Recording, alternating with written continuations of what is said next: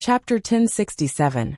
On this day, in the supervoid fortress of the Twisted Nether, the demons were discussing the battle situation while waiting in boredom, as if they were celebrating a festival. Haha, I'm going to kill to my heart's content this time. This was what the cruel Dread Guardian said. I'm lacking some fresh experimental materials. Remember to tell the idiots below not to kill all the natives. This was what the evil Eridar Warlock said. No one expected that just as everyone was looking forward to a grand and magnificent victory, there would suddenly be movement in the incomparably huge circular teleportation portal. There was no air in the void, and there was no medium for sound to travel, so there was no sound. However, this scene made every demon who witnessed this scene feel like they were hallucinating. There was a loud bang in their heads. That was an uncountable number of demons. They were all the lucky ones in the eyes of other demons, lucky enough to be the first to rush to planet Azeroth. Now they were all back, in the form of corpses. Most of these strong demons could survive for a long time even if they were thrown into the airless void, into the terrifying polar regions, or in lava. Some demons did not even need air to survive, nor were they afraid of high temperatures and flames. Now they were all reduced to dust. A hellhound's horn was pressed against the arm of a demon guard. The Abyssal Lord's belly button no longer had a shield-like waist plate hanging from it, but the skull of a female demon that looked like a specimen of Shavala. They were all torn to pieces and mixed into a ball, almost indistinguishable from each other. This is the Twisted Nether. A demon in the Void Fortress, said the greatest fear in the hearts of the demons. Yes, outside the Twisted Nether, no matter how many times they died, as long as their souls did not collapse, they could be resurrected countless times. However, dying in the Twisted Nether, like this kind of demon whose soul and body were sent back together, was dead. There was no possibility of resurrection. The huge teleportation portal formed by the 12 satellites as the fulcrum became a huge fountain, continuously spraying demon remains into the Twisted Nether. No one could estimate how many demons there were in this place. Obviously, this number was definitely in the hundreds of thousands. What happened? Kil'jaeden, who was in charge of guarding and dispatching reinforcements, rushed over when he heard the news. As soon as he flew out of the Void Fortress, he saw a large piece of trash being spat out by the portal along with hundreds of larger pieces of trash. The Archerons and Void Dukes were different from ordinary demons. Although they were in a sorry state, they didn't suffer too much damage. Archimonde. Kil'jaeden's eyes lit up. He finally met someone he could talk to. What happened? If the low-level demons below died, then so be it. In any case, there were so many of them. It wouldn't hurt even if thousands of them died. But it was different for demon lords and Archimonde commanders. Even if he wasn't on good terms with Archerons, in terms of overall interests, Kil'jaeden was still in line with Archerons. When the magical Eridar language reached Archimonde's ears, he was still confused. I don't know either. I just fought on the front lines. There was a guy who looked like a white deer who was very powerful. It took me a lot of effort to barely defeat him. All of a sudden, I was pulled back. At this time Kil'jaeden, who had regained his senses, remembered that there was someone else he could ask about this situation. That was the high-tier Void Lord in charge of the portal. His thoughts were immediately interrupted, because Sargeras had actually returned. His huge body was almost forcibly squeezed out of the portal. The melted armor covered the fallen titan from his neck to his feet. Sargeras's entire body exuded a black, violent magic. This magic was shockingly powerful. Just looking directly at it would be enough to stab one's eyes and cause pain. In the Void Control Room, Tyrande endured the pain, and bravely looked at Sargeras's evil face. It was a face that was twisted and perfect. About 15,000 years ago, Sargeras was still a handsome, almost perfect being. Through Elun, Tyrande learned that the race of this creature was the one who created this world. But now this handsome face was filled with evil. His body was already dead, and his eyes were burning with flames. He was in an extremely chaotic state of emptiness. Sargeras had sharp poisonous fangs. He waved a long and thick tail behind him, and jagged scales protruded from the tip of the tail. His hands were curled with demonic claws, and he held an evil sword in one hand. Perhaps it was because of the explosion of the portal just now. Only half of the sword was left. However, its serrated blade still looked very lethal. Infernal affairs. You traitor. You still have the guts to stay here. Sargeras' roar set the tone for this strange turn of events.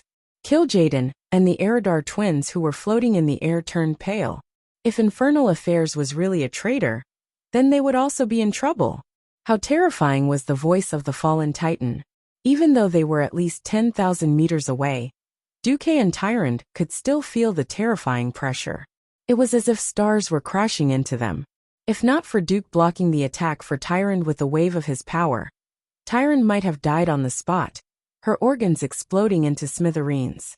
With a thought, the dark energy in Duque's body activated a small spell. Suddenly, an illusory projection of Sargeras' size appeared in the void.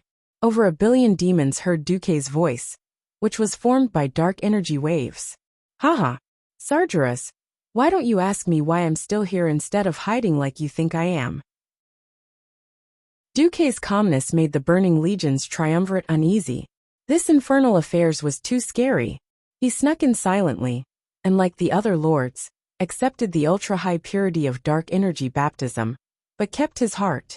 He passed all the tests, and with his unparalleled spatial magic, he climbed to the top of the Burning Legion. Why hadn't he left yet? The answer was simple.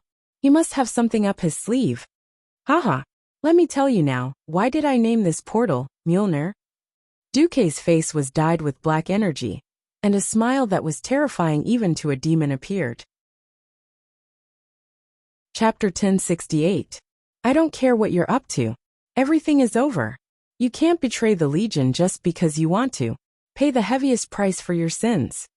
Following Kil'jaeden's domineering words, the image of something in Kil'jaeden's hand was magnified many times. It was magnified to the point that even Duque and Tyrande, who were thousands of meters away, could see it clearly. It was a lifelike black, translucent humanoid spirit. On the spirit body, a black robe wrapped around this slender and slightly demonic body. It posed in a handsome pose, its face full of complacency, evil, and mysteriousness. Ah, Tyrande exclaimed. She knew what it was. It was Duque's soul. Not good. Tyrande was not an ignorant woman. As the high priestess of the moon goddess, she had more opportunities to come into contact with information about demons, killing, destroying, devouring bodies, and even souls. Souls were the last thing that demons could get their hands on. Once one's soul was controlled by a demon, whether it was turned into a disgusting and indescribable existence, or destroyed completely depended on the demon's preferences. Duque tilted his head slightly and explained to Tyrande, if I want to become a Void Lord, how can I not give up a part of my soul? Otherwise, the leader of the Burning Legion would not have given me such an important task. Tyrande's heart felt as if it had fallen into the deepest and darkest hell of despair, and there was no longer any warmth in her. The hatred and resentment that Duque had towards her for everything that he had done to her disappeared at this moment. Even though he knew that he would probably die, and even his soul might fall into hell and suffer for billions of years, he still gave the Burning Legion the most tragic counterattack. This kind of heroic spirit was not something that mortals could imagine or even compare to. What was greatness? This was greatness. What was a hero? This was a hero. Even though Illidan and Malfurion were outstanding heroes, compared to what Duque had done, their actions were insignificant. Looking at the only white eyes in the darkness, Tyrande felt as if she had stopped breathing, and her heart had stopped beating. Even time seemed to have stopped for a moment. Are you telling me that if you die, I have to complete the last step for you? Tyrande followed Duque's gaze, and saw the third button. It was a red button with a warning tone. So, you've already prepared everything? Is that the final button that allows you to continue the plan even if your soul collapses? Duque's lips curled into a smile, but Duque's smile froze in that instant. This was because Kil'jaeden had already crushed Duque's soul avatar in his rage with a palm covered in hellfire. Aha! Duque screamed and knelt down on the spot. Sargeras let out a sinister laugh that shook the entire distorted void. Infernal affairs, don't think that death is the end. This is just the beginning. Sargeras was furious. The grand plan that he had been planning for so long had been ruined by a small traitor. He couldn't even wait for Duque to die. With a wave of his hand, he snatched Duque's soul from Kill Jaden's hands and gave him the most terrifying soul punishment. That's right. Just like how he had done the soul punishment hundreds of thousands of times before. He only had to activate the spell, and he could use this part of the soul that had been processed by a secret spell to pull over Duque's entire soul. Then Tyron's entire body trembled. She didn't know how painful the soul punishment was, but she had heard the cries of her sisters who had died in the hands of Eridar's Gemini. None of the physical punishments in the world could make people cry out in despair like that. She wanted to say that she could imagine what kind of pain it was, but she couldn't lie to herself. Looking at the trembling Duque, who was sweating profusely, she shouted in her heart, Tyron, there's no time to be weak. Don't let Duque's efforts go to waste. For Azeroth, for the goddess, and even more for Dukong. You have to be strong. Tyron. Tyron couldn't care less about Duque beside her. She used all her courage and strength to pounce forward like a cheetah and hit the last red button with her fist. With the press of the button, the 12 satellites suddenly rotated, and after countless teleportations, the magic power accumulated in the satellites burst out at this moment. They were arranged according to the time of the clock. The next moment, the magic on all the satellites gathered at the center point. When the 12 white-hot light beams gathered into one, it released a dazzling light that was as dazzling as the birth of a new star. A thick energy cannon was shot out. From afar, it looked like a solid object. In less than 1,000th of a second, the terrifying high-energy cluster covered the distance of more than 10,000 meters and pierced into the base of the Burning Legion, the void fortress that was generally prismatic and built from the inside out of a giant meteorite. As the base of the Burning Legion for more than 10,000 years, the surface of the fortress was mostly covered with precious metals, such as Krypton gold. The interior was constructed with an unknown alloy that had been treated with high magical protection. In fact, most of the defensive walls inside the fortress were handmade from the remnants of the interstellar battleships that Sargeras had stolen from the Pantheon. But even with the outer layer of super hard metal, and the inner wall made from the interstellar battleship shell, it still failed after resisting for a few seconds. The light beam pierced through the fortress's anus and reached the interior. All the huge compartments along the way were instantly set ablaze, due to the void extracting oxygen and air. The explosion was extinguished in an instant. Small white light bubbles quickly appeared and extended to the area near the damaged area. In all fairness, the power of this cannon was not small. It was enough to withstand the energy waves caused by hundreds of interstellar battleships exploding at the same time. This meant that in that instant, the Void Fortress had lost tens of thousands of demons. Sargeras didn't care. Compared to the Burning Legion, which had hundreds of millions of soldiers, the loss of tens of thousands, hundreds of thousands, millions, or even tens of millions would not affect the Burning Legion's foundation. However, being hit in the fortress's central warehouse where the demonic crystals were stored would cause an explosion that could affect the entire Void Fortress and destroy the billions of demons within it. That was another matter altogether. Chapter 1069. Dark energy had never been a stable and peaceful energy. High-purity dark energy crystals that stored large amounts of dark energy were even harder to deal with.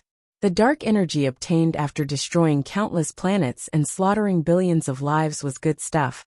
But with the Burning Legion's half-baked science, all the demonic craftsmen could think of was to gather the dark energy, separate it into compartments, and store it away from the outside world as much as possible. Who would have thought that once it was hit by high energy, the dark energy crystals would become a more terrifying existence than a nuclear bomb? A super explosion that no one could have imagined happened.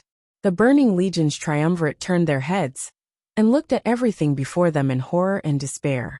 The colossal fortress that they had operated for a full 15,000 years, the Void Fortress that was as big as a planet, and who knew how many billions of demons had been stuffed into it, at this moment, as the explosion spread throughout the entire fortress, One could see terrifying bulges that looked like blisters and lumps on the surface of the fortress. No sound could be heard in the void, but that was what their nerves told the triumvirate. Expand! Expand! Expand again! Anyone could see that the void fortress was done for. 3 long yet brief seconds passed, and the entire fortress burst into the brightest green light.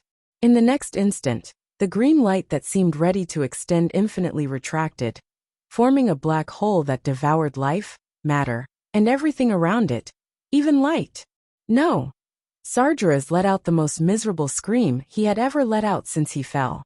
Ever since the Pantheon's rebellion, his 15,000 years of hard work had been destroyed in his lair.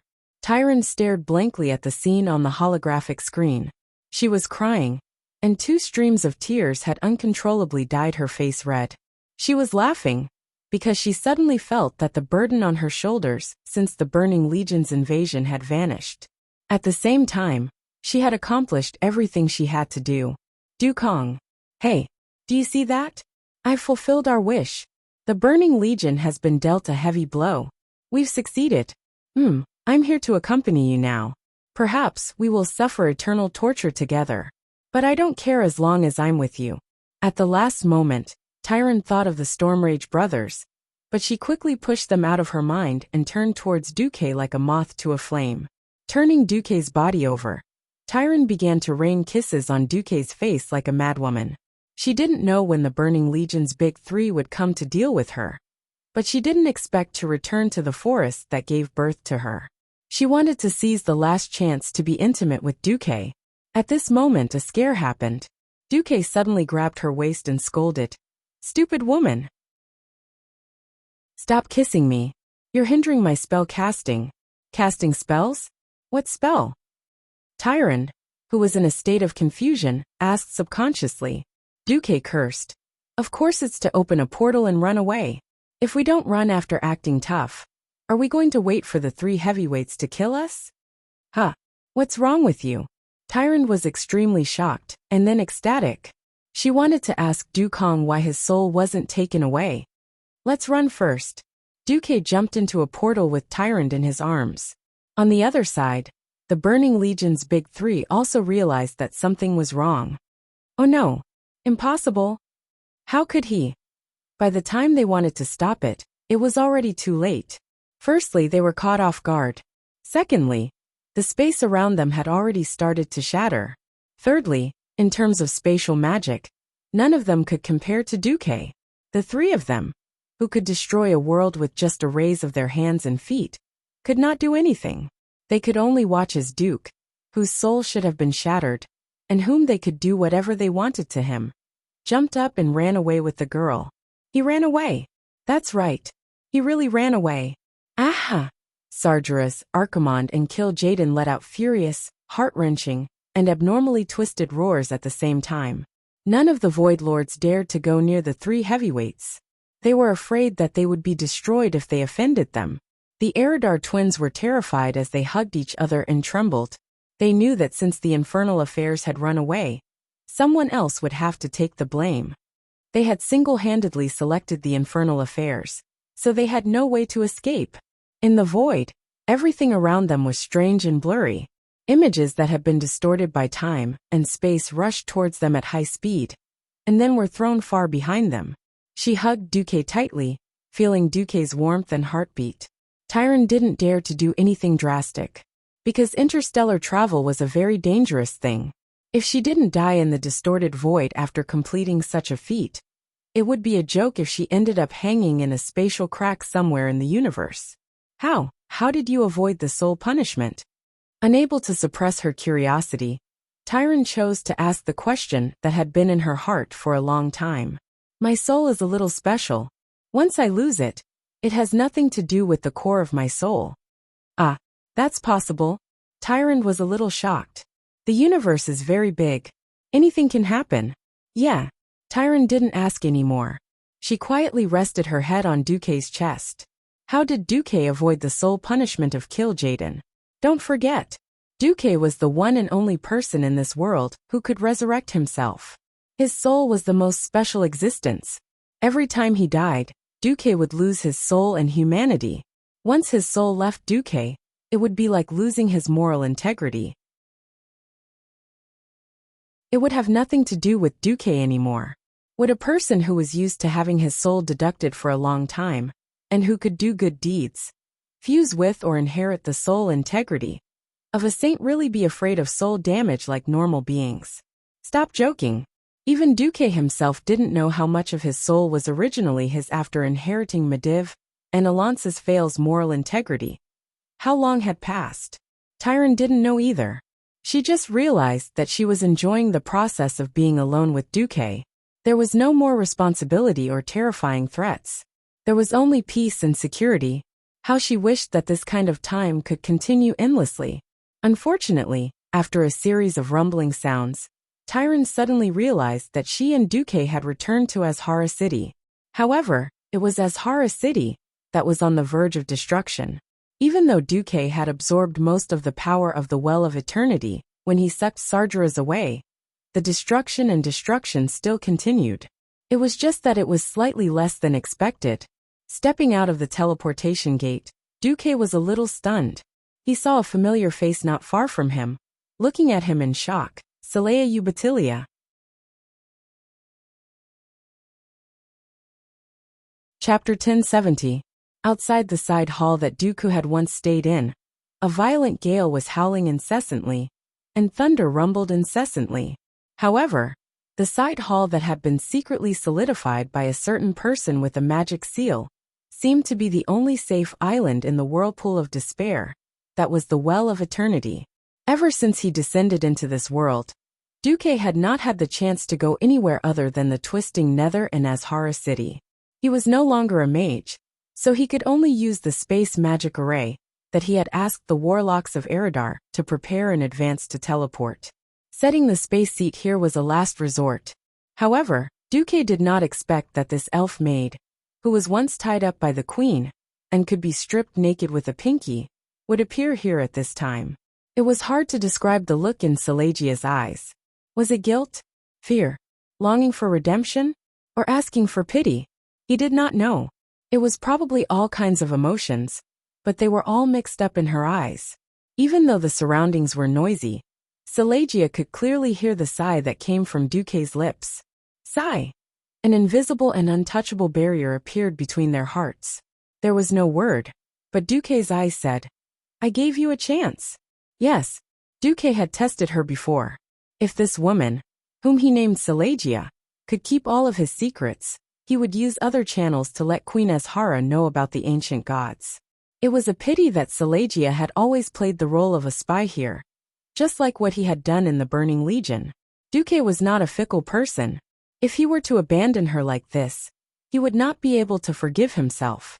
Seeing that Salegia had served him and Tyron diligently, Duque taught her many things, such as the creation of magic circuits, the use of nature magic, and a few inconspicuous spells that would soon become very important to her.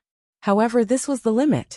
Looking at Duque, who no longer had a dark aura around him, and was instead glowing with a gentle golden light, it was clear to Celia that Duque was a member of the Allied army. His entire body trembled violently, and his mouth squirmed for a long time, but not a single word came out. However, the pleading look in his eyes became even more intense. Sure, she still wanted to beg Duque to bring her along. Duque shook his head decisively. Everyone has to be responsible for their own actions. No matter what my identity is, since you chose to be loyal to your empress, and didn't swear to be loyal to me from that moment onwards, the result is already set in stone. Ignoring Salegia, who was kneeling on the ground and crying, Duque led Tyrant up to the balcony on the second floor. Suddenly, Celia's voice came from behind Duque. "If fate allows me to choose again, and I choose you, will you accept me?" Duque stopped in his tracks. As a transmigrator, he knew very well what was going to happen next. Was it fate? Was it a coincidence? Or was it a prank? Even Duque himself didn't know why he did this. He smiled. His smile was mysterious and filled with certainty. "Do you still remember the first spell I taught you?" Celia, who had already given up all hope, suddenly raised her head and nodded vigorously, as if she had found a life-saving straw in her most desperate moment. Her eyes were filled with tears. It was unknown whether they were tears of regret, desire for redemption, or both. Duque said leisurely, "Not everyone has the right to stand by my side. Back then, I entered the Burning Legion with the determination to endure 10,000 years of torture. If you have the courage and perseverance, when we meet again, I will accept you as my maidservant." Duque left. He left in a carefree manner. He didn't take a single cloud with him, but he also left a bitter maidservant behind. He didn't know if this would become an ill-fated relationship, but at the very least, Duque had no regrets. He didn't know Silegia anything. Walking up to the balcony, they heard a deafening rumble. Even Duque felt a little scared, let alone Tyrant. "Look," Tyrant whispered into his ear. "Azhara City." They looked into the distance. What they saw was a terrifying scene. The ground of Azhara City had been split in half. The core of the city had fallen into a huge canyon that was at least a few kilometers deep. The entire inner city was sliding towards the Well of Eternity, and the city was surrounded by water. Only by craning their necks to the highest point could they see the huge waterfall that seemed to reach the sky. Yes, Azhara City was in the middle of a huge whirlpool of water. The Well of Eternity was dragging the nearby ground towards its deep hole, as if it was going to swallow the whole of Kalimdor. Azhara City floated on the black water, and the isolated island floated up and down like the wreckage on the water's surface. The funny thing was that the Elven Palace was still standing there, almost undamaged. As Azhara City neared the center of the whirlpool, ominous lightning flashed around the city. Unlike most of the things that left Kalimdor, Azhara City was heading straight for the center of the lake. Duque felt Tyrant's grip tighten. She hugged Duque's waist tightly, as if she wanted to melt her soft and elastic body into Duque's. Duque wasn't worried about his own safety. His entire body was emitting a pure golden holy light, as dazzling as a lighthouse in the dark.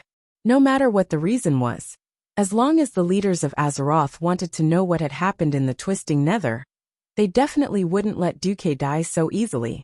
Moreover, he was hugging the high priestess of the moon goddess Elun.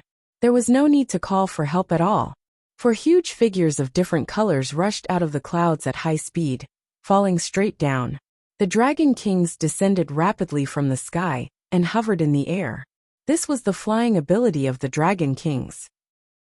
Alexstrasza, Malygos, Isera, and Nozdormu, the 4 Dragon Kings, surrounded the side hall next to the Forbidden Palace of Azhara. The Red Dragon Queen stretched her long dragon neck. "There's no time. Quickly ride me." Duque smiled and hugged Tyrant. He turned around and rode on the back of the most respected Dragon Queen in the world of Azeroth. The 4 Dragon Kings flapped their wings and stirred up a gust of wind, even blowing away the ominous storms and lightning around them. Silegia's lonely figure stood at the top of the stairs, watching as the Dragon Kings climbed up quickly. Duque turned into a small dot and completely disappeared from her sight. Chapter 1071. Sitting on the throne in the Forbidden Palace, Azhara's face lost all its color. "It's over," she murmured. "Everything is over." Azhara's maids screamed wildly around her. The queen held an empty wine glass in her hand, unwilling to believe what had happened. She was Azhara, the brightest light. She was the light, and the light was her. She was her, the supreme ruler of her people.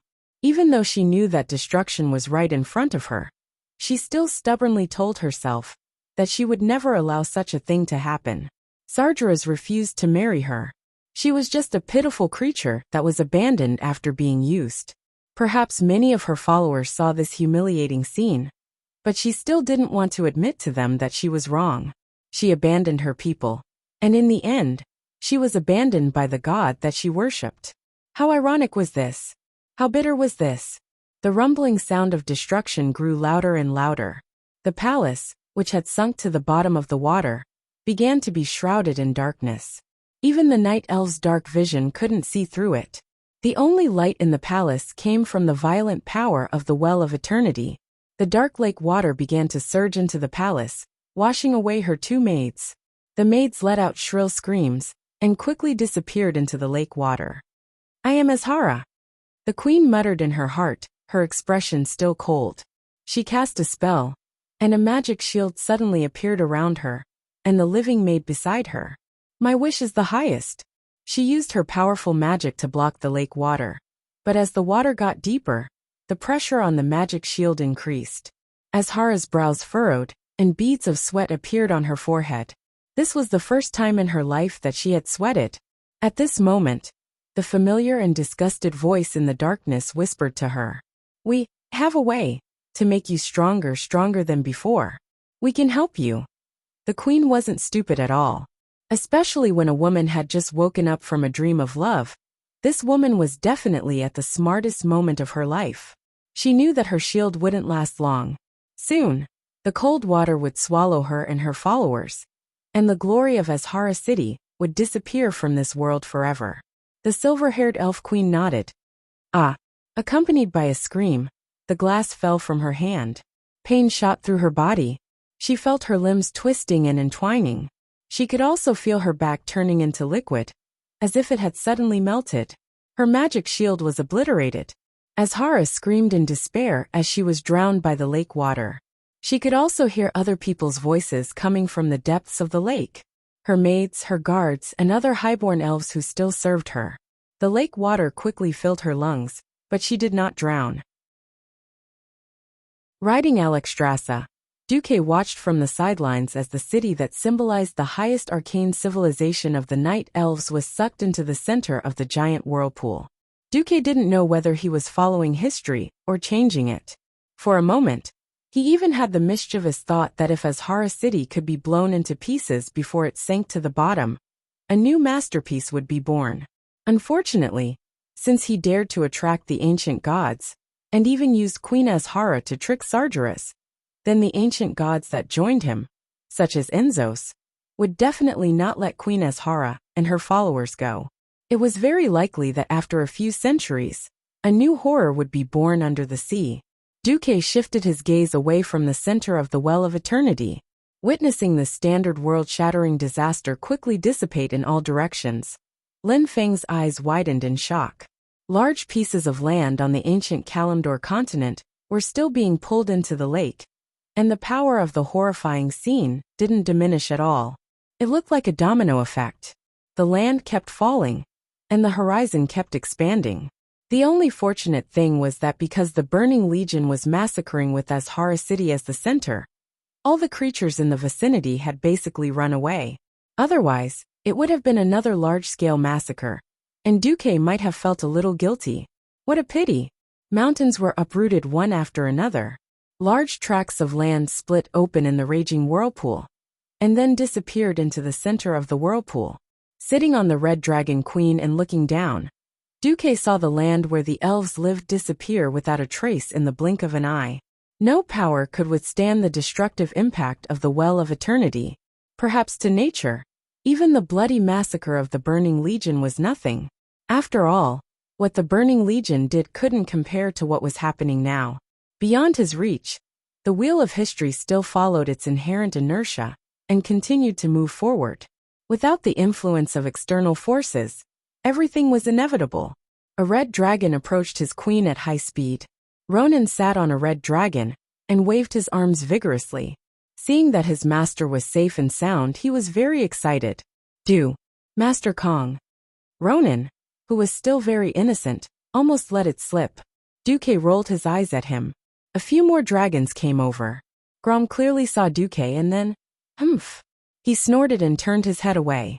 No one knew if he was sulking because he couldn't repay the favor, or if it was something else.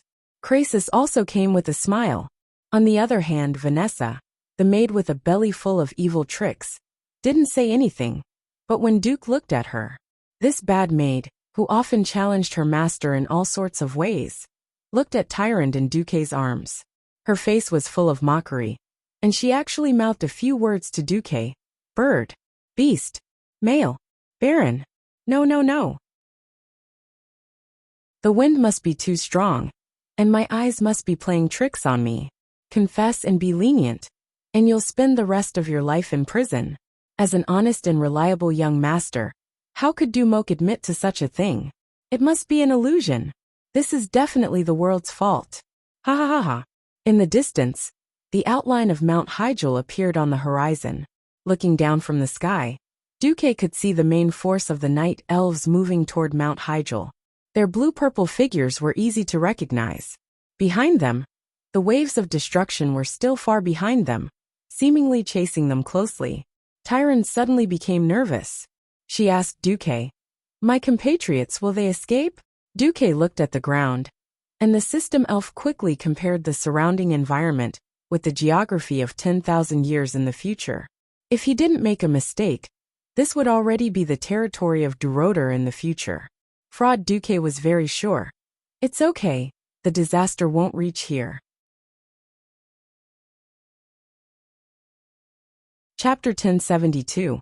Duque's words sounded more like some sort of subconscious comfort, but Tyron believed him without a doubt. Tyron no longer had any doubts about Duke's abilities, as he was able to teleport the two of them back before the Burning Legion's 3 leaders could regain their senses and go on a rampage. If Duque said it was fine, then it was fine. Her heart, which had just started to waver, quickly calmed down. Mount Hyjal was getting closer and closer. As another base of the Night Elves' nature faction, Tyron felt reassured every time she came to Mount Hyjal. Suddenly, Tyron heard the goddess's voice. "My child, you've worked hard. Can I trouble you to persuade your companion to come to Mount Hyjal?" Tyron hesitated when she heard this. She had heard from Malfurion about a few mysterious powerhouses. Including Dukong beside him, there were a total of 3 humans. These were humans who were completely different from the humans of Kalimdor. They were powerful, mysterious, proficient in all kinds of spells, and had battle techniques that even the best night elf thieves could not master. No one knew where they came from. When they were dealing with the Burning Legion, they obviously had a common goal and naturally formed an alliance. But what about after that? Goddess Elin is looking for you? Duque suddenly asked Tyrant after sensing the goddess's power. Yes, if you don't mind. The goddess hopes that you can go to Mount Hyjal. Tyrant asked carefully. In her days, she seemed to have become that helpless slave girl again. Duque laughed. Just nice. I also have something to ask Goddess Elin for help. Since both sides had the same wish, it was easy. Tyrant heaved a sigh of relief and continued to sit behind Duque. She hugged Duque's waist and pressed her Mount Hyjal against Duque's back, just like she had done in those days when she needed comfort the most. Unbeknownst to Tyrant, a few hundred meters behind her, a pair of brothers were staring at her from atop 2 dragons. Illidan shouted in his heart. No, it can't be like this. It shouldn't be like this. Tyrant is mine. At the very least, she would be Malfurion's. How could a jerk suddenly appear and take her away? These voices lingered in Illidan's mind, telling him of the unimaginable. Yes, there was a time when he was jealous of his brother, but he couldn't imagine doing anything that would hurt Malfurion, such as cutting off his left arm. But at such a time, he could not control his thoughts, and felt that this unthinkable thought of his was somehow a comfort to him. If the one who stole Tyrant was her brother, at least the pain of losing her would be slightly alleviated. Deep in his heart, Illidan still hoped that Tyrant would turn back and abandon the human spy who had once served Kil'jaeden. Perhaps there was still a glimmer of hope. Given time, Tyrant would realize that the two of them were more outstanding than the infernal affairs, and he was more outstanding than his elder brother. Perhaps to many couples, Tyrant's current actions were undoubtedly the greatest betrayal of their feelings. Perhaps many men would turn their love into hate because of this. But at this moment Illidan, who was wearing a green turban, and his elder brother Malfurion, who was wearing the traditional green hat of the Druids, looked at each other and saw that they did not regret their choice. Of course, he chose to forgive her. Yes, as childhood sweethearts. This was an inevitable choice, however. Compared to his elder brother, who was prepared to do nothing, Illidan had a more radical approach. He secretly pinched his chest, where there were a few bottles of well water from the Well of Eternity. This was not the water that flowed into the magic vein and was diluted by the river water. This was the purest well water from the Forbidden Palace of Azhara. If I do something like this, Tyrant will definitely look at me differently, Illidan silently told himself. Dragons were the fastest flying creatures in this era. Not long after, the 4 dragon kings arrived at the peak of Mount Hyjal. It was only when the magnificent temple of the Moon Lady entered her vision that Tyrande realized that she had returned to her own life. That's right. Unless the goddess changed her mind, she would once again become the beautiful high priestess of the temple of the Moon Lady that countless people looked up to and worshipped. Tyrande, high priestess. Tyrande could already hear the cheers of the Elune sisters below. She awkwardly shifted to keep her distance from Duque and waved to the sisters. As they got closer and closer to the ground, Tyrande subconsciously felt a little timid. She had no idea how to tell her sisters about her experiences over the past few days. She did not know what the goddess of Elune had told her sisters, but it seemed that the sisters did not have a bad impression of her because she had been captured by the demons. Instead, their eyes were filled with fanatical worship. Tyrande did not have time to ask, because after she and Duque were put down, the 4 dragon kings quickly transformed into their human forms. They urgently needed a meeting to understand the situation of the Burning Legion. Alexstrasza walked at the front, followed by the 3 dragon kings, Duque, and finally Tyrande, Ronan, and the other transmigrators who walked behind Duque. Many ancient dragons also turned into human forms and guarded the perimeter of the Temple of the Moon Lady, preventing anyone from getting close. It was originally still daytime. The moment Elune's will descended, the sky above the central hall of the Moon God Temple turned from day to night. As the bright moonlight filled the entire hall, Duque could feel the will of the goddess turning into a large ball of gentle light that enveloped him. Hello, expert from another world. May I ask what name I should use to address you? Infernal Affairs? Or Mr. Dukong? Elune's voice was gentle, and it was easy to associate her with the role of a mother. Duque bowed and replied respectfully, "A name is just a code. We have our own difficulties that we cannot tell you our real names. Please forgive us. So if possible, please call me by my fake name, Dukong." Alright, Dukong. First of all, thank you and your friends for choosing the side of Azeroth in this war. We thank you on behalf of the billions of lives in Azeroth. An illusory white humanoid woman covered in white light appeared, looking like a marshmallow, but there was no doubt that it contained Elune's will. Elune bowed to Duque. Not only her, but the 4 dragon kings, including Alexstrasza, also bowed to Duque.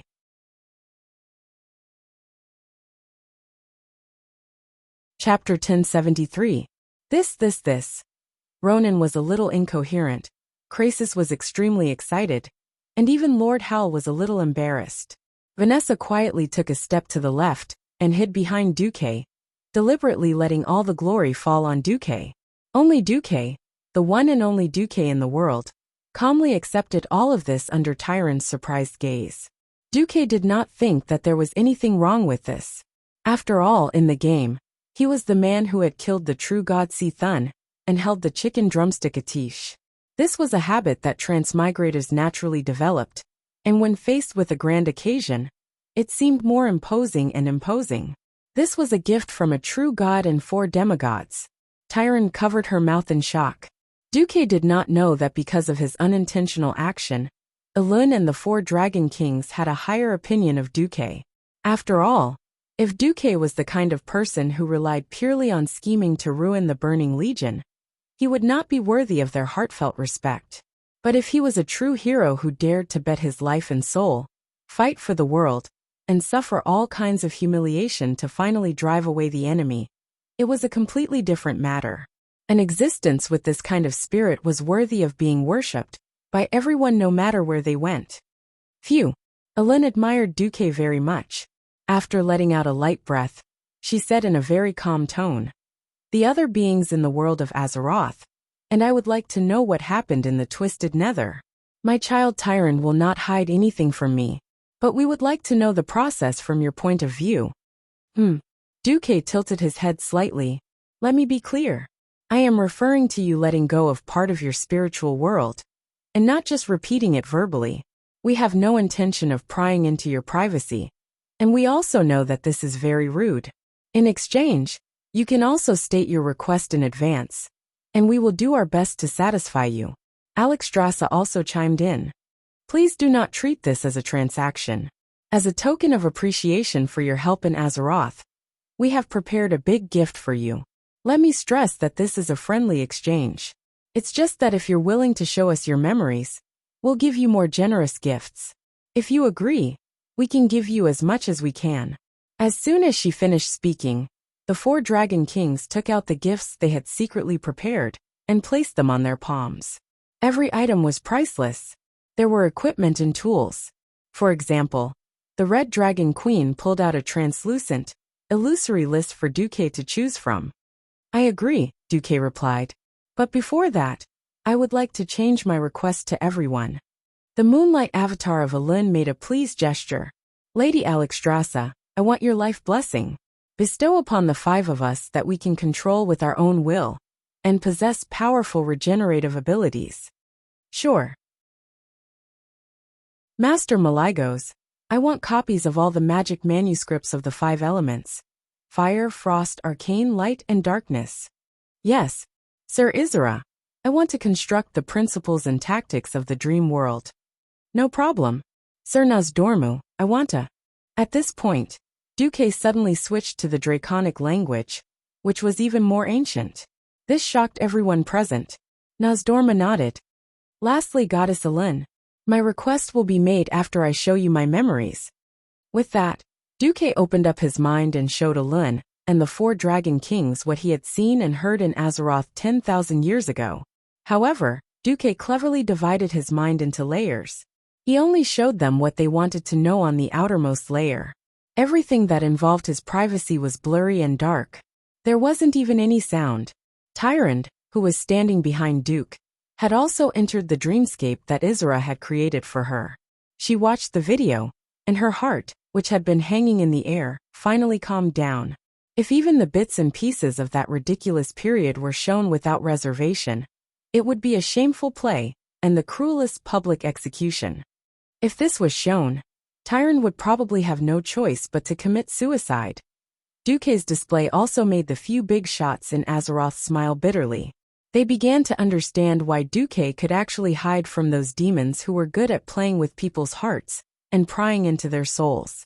Of course, they understood what they wanted to know, but they didn't miss out on anything else. In order to trick the Burning Legion, Elun did not hesitate to lose a high priest. Now it seemed that Elun had profited greatly from this matter. Of course, the temporary death of her husband, Malorn, was another matter. In the dream world outside of Duque's perception, Elun, the 4 Dragon Kings, and the demigod Cenarius, who had not made it back in time, were having a small meeting. Can it be trusted? Malygos asked impatiently. Among so many big shots, he was the one who suffered the most. Not only did he hate Nesario, but he also hated the Burning Legion. At this point in time, he was already so paranoid that he was going crazy.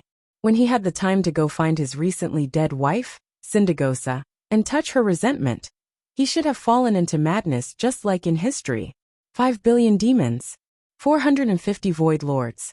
Such an exaggerated battle record, I almost thought it was fake. Nozdormu smiled bitterly. Duque's system elf's detection was the best in terms of the living, but in terms of detecting spirits, it was inferior to these gods and demigods. He also didn't know that he had done such an exaggerated job. Hehe. Did you guys sense Sargeraz's unwilling while wandering outside the planet's space barrier? Alexstrasza laughed. It's true. Elun made the final decision, and the other demigods no longer had any objections. After leaving the Dream World conference room, Elun immediately announced the results. Not to mention Ronan and the others. Even Duque was dumbfounded when he heard this number. That much. Isra, who had his eyes closed, broadcast the voice of the soul that was wandering in outer space. It was President Sargeraz's roar. Infernal affairs. You bastard. I won't let you go. Don't let me catch you. The boring threat behind was cut off by Isra. Isra smiled. How is it? Mr. Dukong, do you need protection? Azeroth welcomes you. Elun let out a long sigh of relief. Such a huge loss. The Burning Legion will not dare to come for at least 10,000 years. Well done, Mr. Dukong. Please tell me how you want me to reward you.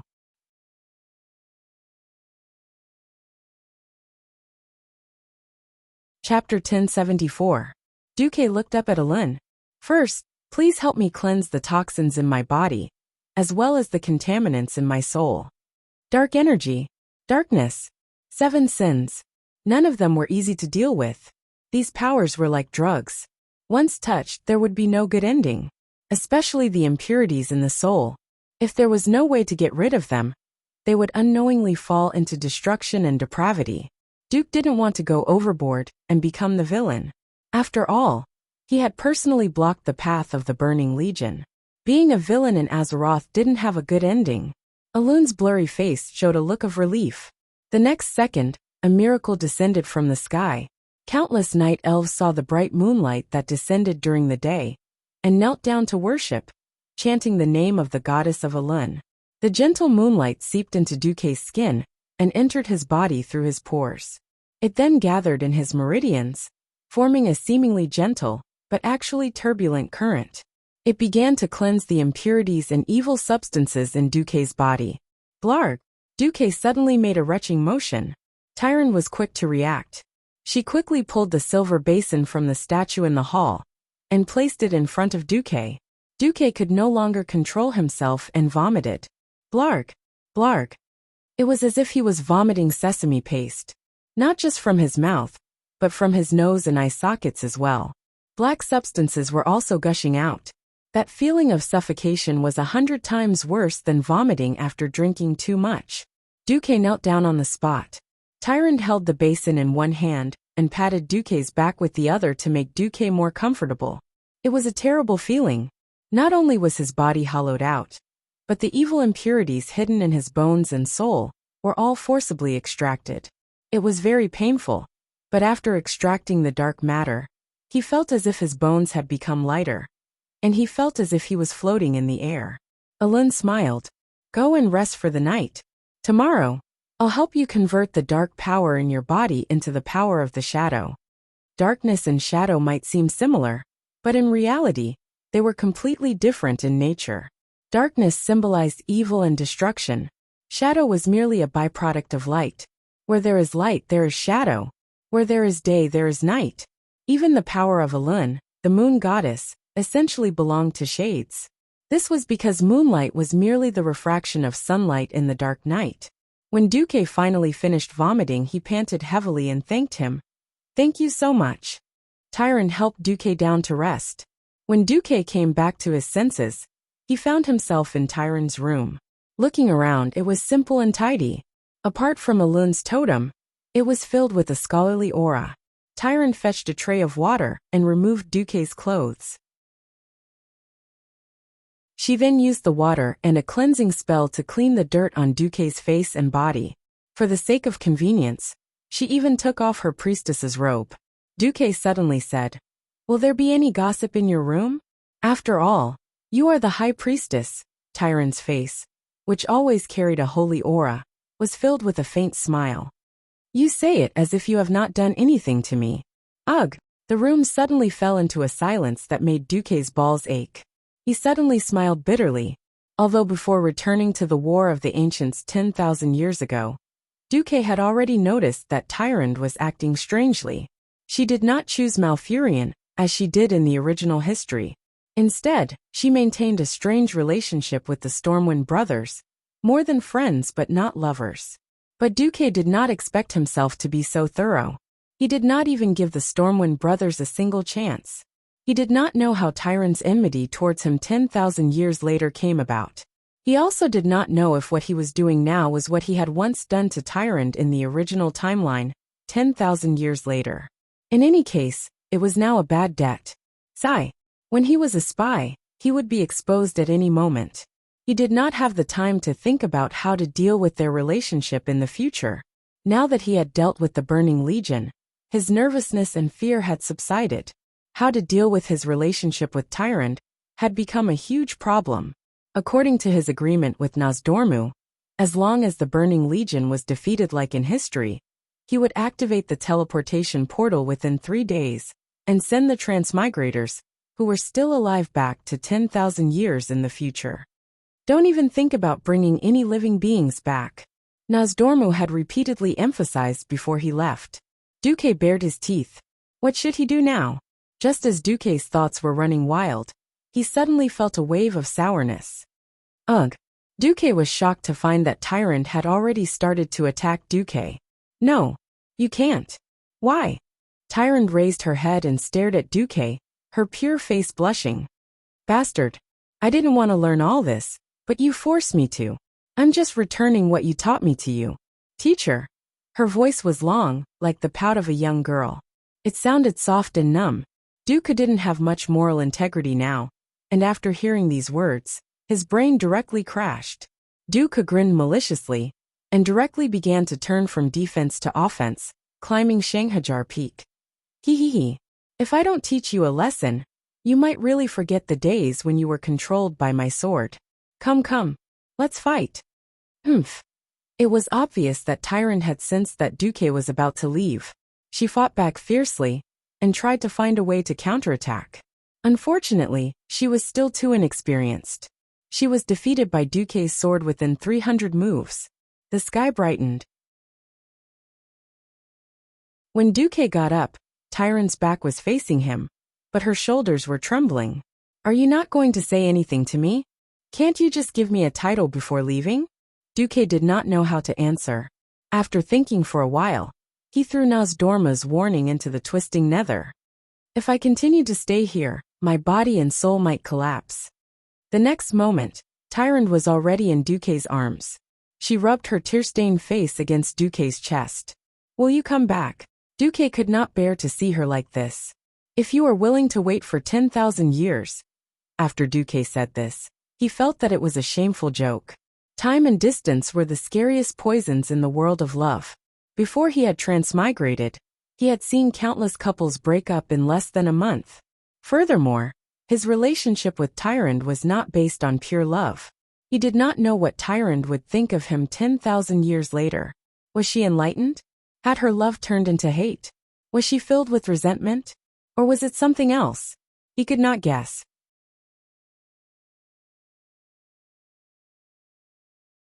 Chapter 1075. Compared to the thousands of years of relationship he had with the Stormrage brothers, Duque's 1 month with Tyrant was like an instant. Expecting Tyrant to wait for him for 10,000 years? What was this? Back then, Alicia had waited for him for 10 years. And he felt that it was a miracle. If miracles could happen so casually, it would not be a miracle. 10,000 years was the lifetime of most night elves, even for the long-lived night elves. Duque could not possibly tell them that they would obtain a new well of eternity, and that the world tree Nordrassil would ensure their eternal youth until the Battle of Mount Hyjal. Right? 10,000 years sounded more like an eternal farewell, but Duque could not explain it. No, actually Duque wanted to explain, but when he opened his mouth, he found that his throat was stuck by an invisible force. The system concluded that it was the power of time. Had Nozdormu regained control of time and space after 15 years in the Dark Portal? Bastard! Why did he come at this time? Why did he come at this time? Duque was furious. Clear tears gushed out from her eyes, converging into a small stream that slid down her elegant and pure face. What a long time. 3,600,000 lonely nights. Was it self-mockery? A bitter smile? Heartache? Or despair? Looking at Tyrant's face, Duque felt heartache for the first time. If he lost the 3 Windrunner sisters Alicia or Jaina, he would probably feel the same way. Suddenly he smiled bitterly. Duque decided to cheat. He first shook something, which Tyrant recognized. It was what Duque had asked for from Nozdormu. Then, she turned into her shadow form, and as if she was caressing it, she gestured on the white bedsheet. The black light did not disappear in an instant. Instead, it left behind an illusion of a black door that lasted for a full 3 seconds. Finally, Duque shrugged as if to say, I don't care if you believe it or not, I believe it. Tyrant was stunned at first, but then she seemed to understand. Duque did not know if she really understood, or if she only half understood. What greeted him was a rain of kisses and a passion that was even hotter than fire. After the passion subsided, there was sorrow that could not be dissolved. Tyrant muttered unconsciously, You despicable bastard, you turned me into this. 10,000 years is such a long time. How am I supposed to live alone? What if one day I suddenly really want to? What should I do? He happened to see a few bananas on a fruit platter not far away from him. Duke's bad taste suddenly flared up again. Huh, why is it again? Alright, please don't mind these details. Duke unsheathed the Duke divine sword and showed Tyrant a spell. Alright, please learn this spell. The spell was very simple. It was a variant of evocation magic. Tyrant was now a combination of a priestess and a hunter. This level of magic was nothing to her. The key was the effect of the spell. That bastard Duke had instantly shaped the bananas into the shape of the Duke divine sword. He used it as soon as he said it. Tyrant almost broke down on the spot. You. She could not continue after saying the word, you 3 times. Very well, my student. Please do your best to learn the most important spell that I will teach you. Duke earnestly instructed. Woo. First, you have to restore its appearance. Then its strength and toughness. Finally, you have to restore its domineering characteristics. Think about it. Those terrifying days when you were dominated by the divine sword. Teacher Duke sang loudly. Tyrant's face was so red that it seemed as if blood would drip from it. But she still learned it seriously under Teacher Duke's coercion. After settling everything, Duke stood on the balcony. His naughty face faced the sky at a 45-degree angle, and a tear rolled down his cheek. Teacher Duke praised himself in his heart. Don't blame me. If you want to blame someone, blame me. As a restorer of history, I have to accurately restore history on the shoulders of the Lord of Time, Nozdormu. Alright. My last historical restoration mission in this era, air-dried banana, has been completed. Behind him, Tyrant seemed to have sensed something and roared. Dukong, you bastard! In the morning, he once again went to the moon goddess's temple. This time Alun met Duke alone. Tyrant was the only one by his side. The moonlight once again appeared in the day, gently nourishing every single magic circuit in Duke's body. Yesterday, after his body had been cleansed of the impurities, it was not that obvious.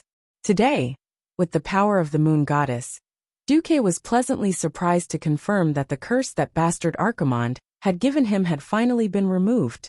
As expected, the curse of a demigod demon was best dealt with by a true god.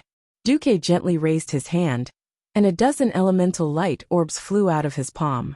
The 3 arcane energy orbs of fire, ice, and arcane magic disintegrated, reassembled, and disintegrated again in midair. Duke's mastery of elemental energy left Tyrant dumbfounded. So you're a mage? Ha. Sorry.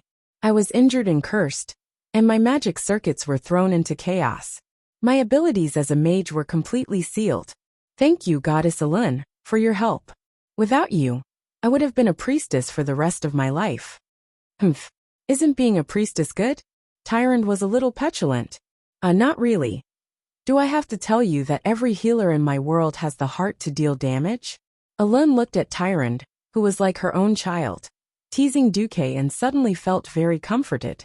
If she forced Tyrant to sacrifice herself, and ended up with a bad ending, she would never forgive herself. At that time, she had lost all hope and used her precious divine power to protect Tyrant. Fortunately, this man called Dukong had appeared out of nowhere. She knew a lot about Tyrant and the Stormrage brothers. But there was no other way. This was the best outcome. It was just that Tyrant would probably have to suffer. Duke and Tyrant also realized that they had gone too far.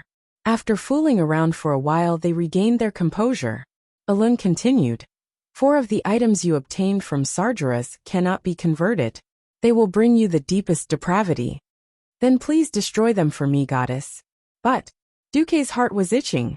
It wasn't easy to get equipment from Sargeras, but most of them couldn't be used. Alright, I remember that there were 5 boxes in total. Alun's blurry avatar smiled. Thank goodness. And this one is the most compatible with my attributes. I can handle it for you. Duke looked at it, and his heart almost flew out of his chest. Moonlight Chalice.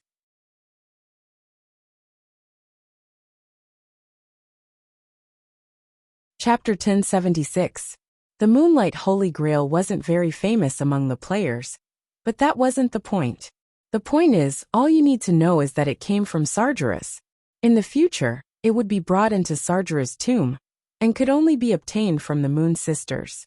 In essence, this was an accessory for healers.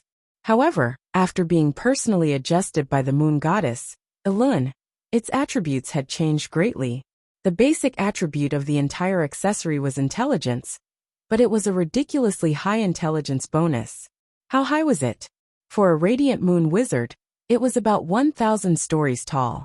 Even Duke, a Breaking Dawn archmage, was forcibly raised to the level of a rank 3 Breaking Dawn, after enjoying the additional magic circuits. He wasn't even at the peak. Duque absolutely believed that this item, which should have only appeared after the 7th version of the game, would definitely last him until he reached the demigod stage. Apart from the intelligence bonus, the special effect of the Moonlight Holy Grail was also very amazing. When activated, it would grant haste in the day and critical strike at night. What an interesting piece of equipment. Duke, who had originally come to the ancient war with the intention of working to repay his debt of gratitude, was truly overjoyed. Ha ha ha. Thank you, Goddess Elun. Thank you. Duque bowed 3 times in a row in a rare moment of obedience. Compared to Shaman's huge gift bag, Kil'jaeden's gift was only average, and within expectations. Even so, Duque finally managed to gather a full set of equipment that should have been at the Sunwell Highlands level in the future. Paired with the Wings of Death and Shaman's Moonlight Holy Grail, he was armed to the teeth. Of course, Duque wouldn't neglect Tyrande, and gave her a set of priest equipment. Those who stepped into the realm of heroes were all very powerful. For example, Tyrande was a huntress and a priest at the same time. In theory, she could wear chainmail like a hunter, but considering that her most lethal skill was the divine arts, her attire was more inclined towards cloth armor. In the War of the Ancients, many demon lords had been killed. Unfortunately, Ronan and the others were all fattened up on Mount Hyjal, and basically didn't care about them. In the end, only Krasus changed his equipment. The problem was that this guy was a dragon. Dragons were the race that hated equipment the most. Their own scales, claws, and dragon breath were their strongest equipment. 3 days after the end of the Primordial War, it was finally time to part. Whether it was Ronan, Krasus, Grom, Vanessa, or Duke himself, they all felt like they were in a trance. Not to be tolerated by the world. Does not exist in this world. The world was rejecting Duque and the others rejecting them. The indescribable feeling of the heavens and earth pressing down on them made it hard for them to breathe. On the balcony of the Elun shrine, Elun's incarnation led Isra and a group of demigods, while Tyrande led Malfurion and a group of mortals. They stared at Duque and the other 4. They had only known each other for a short period of time, but everyone knew that without these mysterious and powerful helpers from afar, this earth-shattering battle would have ended with the Burning Legion's complete victory. This was especially so for this mysterious Dukong. As the core of the group of 6, he did not hesitate to disgrace himself by joining the Burning Legion, reversing the portal, destroying the Void Fortress in the Twisting Nether, and completely annihilating billions of demons. In one fell swoop, he established at least 10,000 years of peace in Azeroth. Until now, no one asked where the group of 6 came from. Everyone had a common goal, the Burning Legion. It was enough to understand this. Misty rays of light began to appear on the bodies of the remaining 5 people. It was as if a mysterious existence was using an eraser that could erase everything in the world to gently erase their majestic figures. Starting from their hands and feet, signs of disintegration began to appear. Alexstrasza and Isra simultaneously looked at Nozdormu, who was silent, as if they had seen through everything. Tyrande stood at the front of the group, her hands clasped tightly between the 2 Mount Hyjal peaks. This was the only way she could feel her intense heartbeat through her fingers. For the past 2 days, she had made use of every minute and second to be with Duque. She completely ignored everything else around her, including the Stormwind brothers' gazes. Before the final moment arrived, she had said all that needed to be said, and done all that needed to be done. She did not want to say goodbye. Even though she knew that the outcome could not be changed, she still could not control her emotions. At this moment, Elun's incarnation gave Tyrande a light push. Go, my child. Without hesitation, Tyron pounced forward, but when she opened her arms and crossed them, all she could see was an illusion. The last thing she saw was a face that only she could see, a face with a bitter smile. Oh, this was Dukang's true appearance. He was not as bad as she had imagined, nor was he very handsome, but he was very much like you. Tyron knelt on the ground, her entire body filled with melancholy and reluctance. Unbeknownst to her, everyone had already left. No matter how conflicted the Stormwind brothers were, they could only look at Tyron's back, which seemed to be trembling from crying, and left with a long sigh. Only she and Alun's incarnation were left on the balcony. Child, have you thought it through? This is 10,000 years of loneliness. As long as you are willing to turn back. Tyron suddenly stood up. Her blue hair danced in the wind, and she gently combed it with her fingers. Feeling the aura of fate flowing in the wind, her long and elegant silver eyes seemed to see through time and space, seeing 10,000 years in the future. Tyron suddenly smiled. Perhaps my first encounter with him was definitely a prank by the goddess of fate. But don't you think that my 10,000 years of loneliness, in exchange for 10,000 years of peace in Azeroth, is too worth it? Child. Tyron suddenly turned back, her beautiful face filled with determination. At first I was helpless, but later, that was my choice.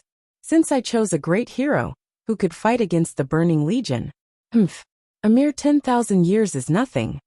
Was it anger, self-mockery, perseverance, or stubbornness? Not to mention Alun, even Tyron herself did not know if she could really persevere with this slightly twisted emotion for 10,000 years. On the other side, Duque returned, also with melancholy. Perhaps, after the War of the Ancients, history would develop like the original version. For example, Illidan would once again build the Well of Eternity, and then the World Tree Nordrassil would be planted, followed by the Naga's reproduction and revenge. But Duque was thinking about something else. The figures of the five turned into streams of light, traveling at high speed in the long river of history. At this moment, a ray of bronze light suddenly crashed into Duque. This scene was so inconceivable. It was as if a sharpshooter had shot a flying arrow from the opposite side in a manner that allowed him to reach his target first. The bronze light knocked Duque out of the fixed space-time orbit.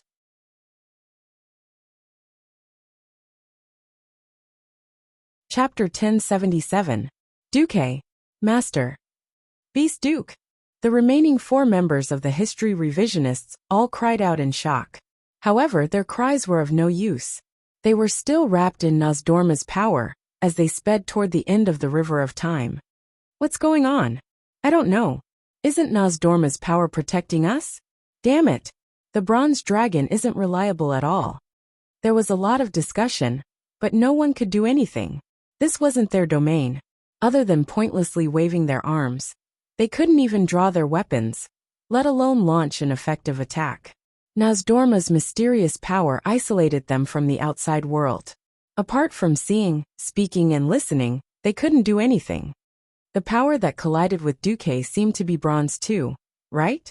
Krasis asked. Ronan frowned.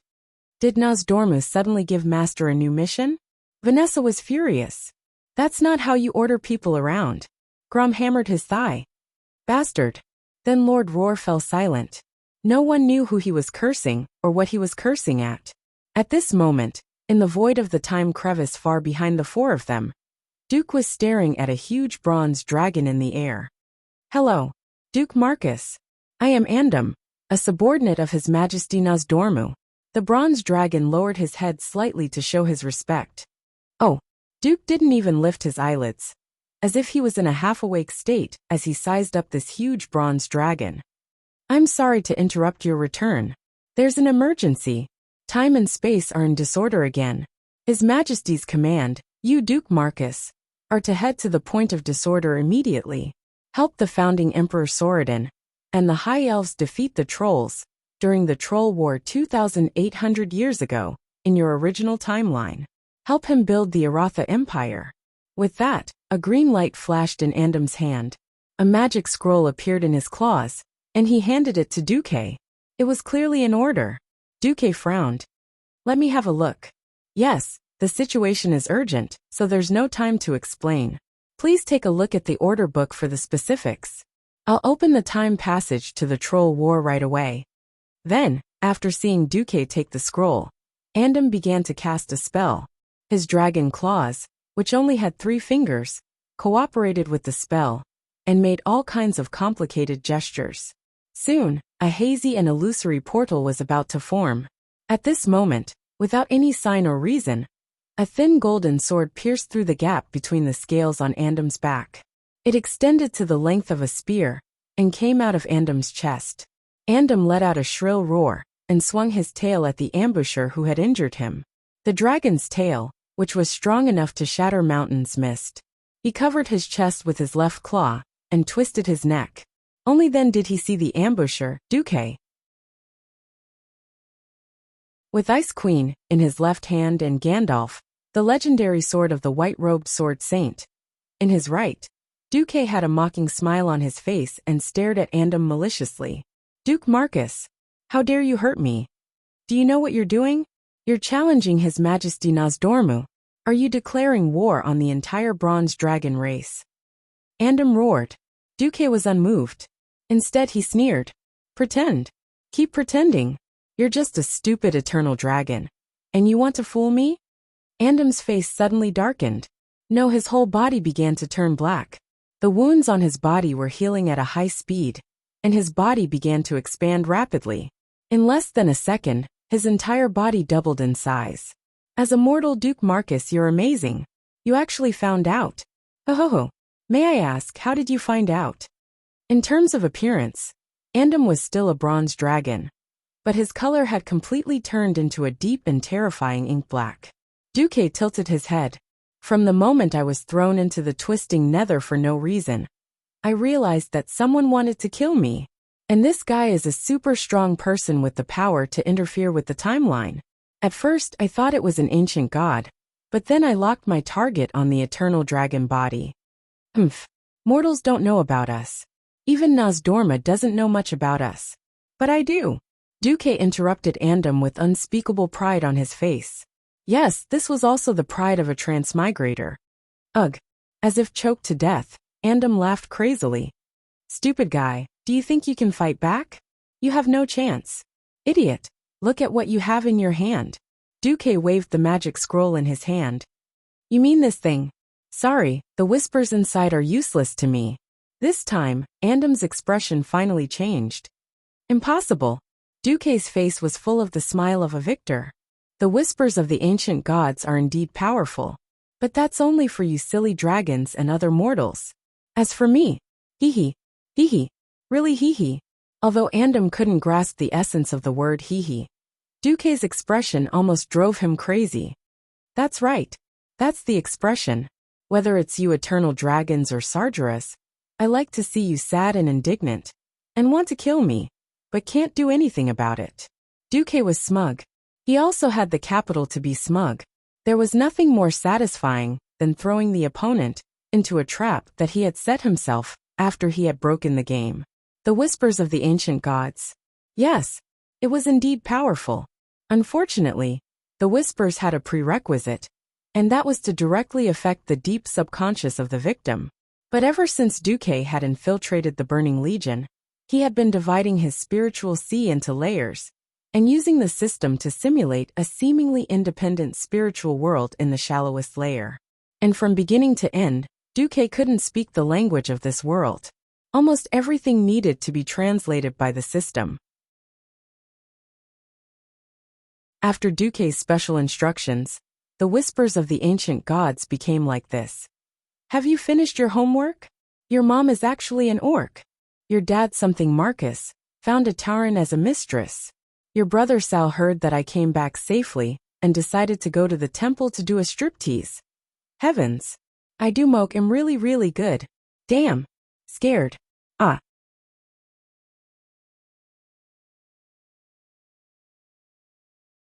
Chapter 1078. By the way, what the hell was an eternal dragon? Why would the eternal dragons have the whispers of the ancient gods? This was a very long history. At first, when the Titan left Azeroth, He gave the 5 dragon aspects their own unique abilities, and at the same time, made them shoulder their respective responsibilities. For the bronze dragon, this responsibility was much more complicated than for the other dragons. They had to guard time and stick to the path of destiny. In the process of being the guardian of time, Nozdormu faced many dilemmas, and he eventually became the leader of the eternal dragons, forming a dragon legion that disturbed the timeline in various ways. So, what did this distant story have to do with Delano? For words, closely related, Delano's fate had long been tied to Azeroth. Although it was another planet, from the first day of the birth of this universe, these two worlds were inseparable, and they would depend on each other in the future. More importantly, Azeroth was not the first planet that the Titan had modified. The Titan traveled through countless worlds, each world being made into a unique piece of beautiful jade in its original form. However, all worlds had a common connection: time. When the leader of the Pantheon, Sargeras' elder brother, the spouse of Eonar the Life-Giver, Amancel, the Creation Titan, gave Nozdormu the power of time, he also gave the bronze dragon a maxim: the great mission given to you is to maintain the purity of time. Know that there is only one true timeline, and you must protect it. If time does not flow in the established way, the consequences will be beyond your imagination. The structure of reality will fall apart. This is a heavy task, the foundation of all tasks in this world, because without time, there is no life. There was only one true timeline, not only for Azeroth, but also for the entire grand universe. So did parallel times exist? Of course. Moreover, the parallel time was constantly threatening to jump to the real timeline. If there was enough time power, a character could jump from a broken timeline to another time, and various effects would occur. For example, Sar was likely to be sold as a slave, and then died in the arena. Another example was for Neltharion to pretend to be Lord Presto, and successfully kill Tyreenas, to become the leader of the Alliance. All of these characters exist, and all of them are living beings. Some malevolent and terrifying, others noble and righteous, depending on the direction of their timeline. But the timeline they were in was not the real timeline, and their lives were not set.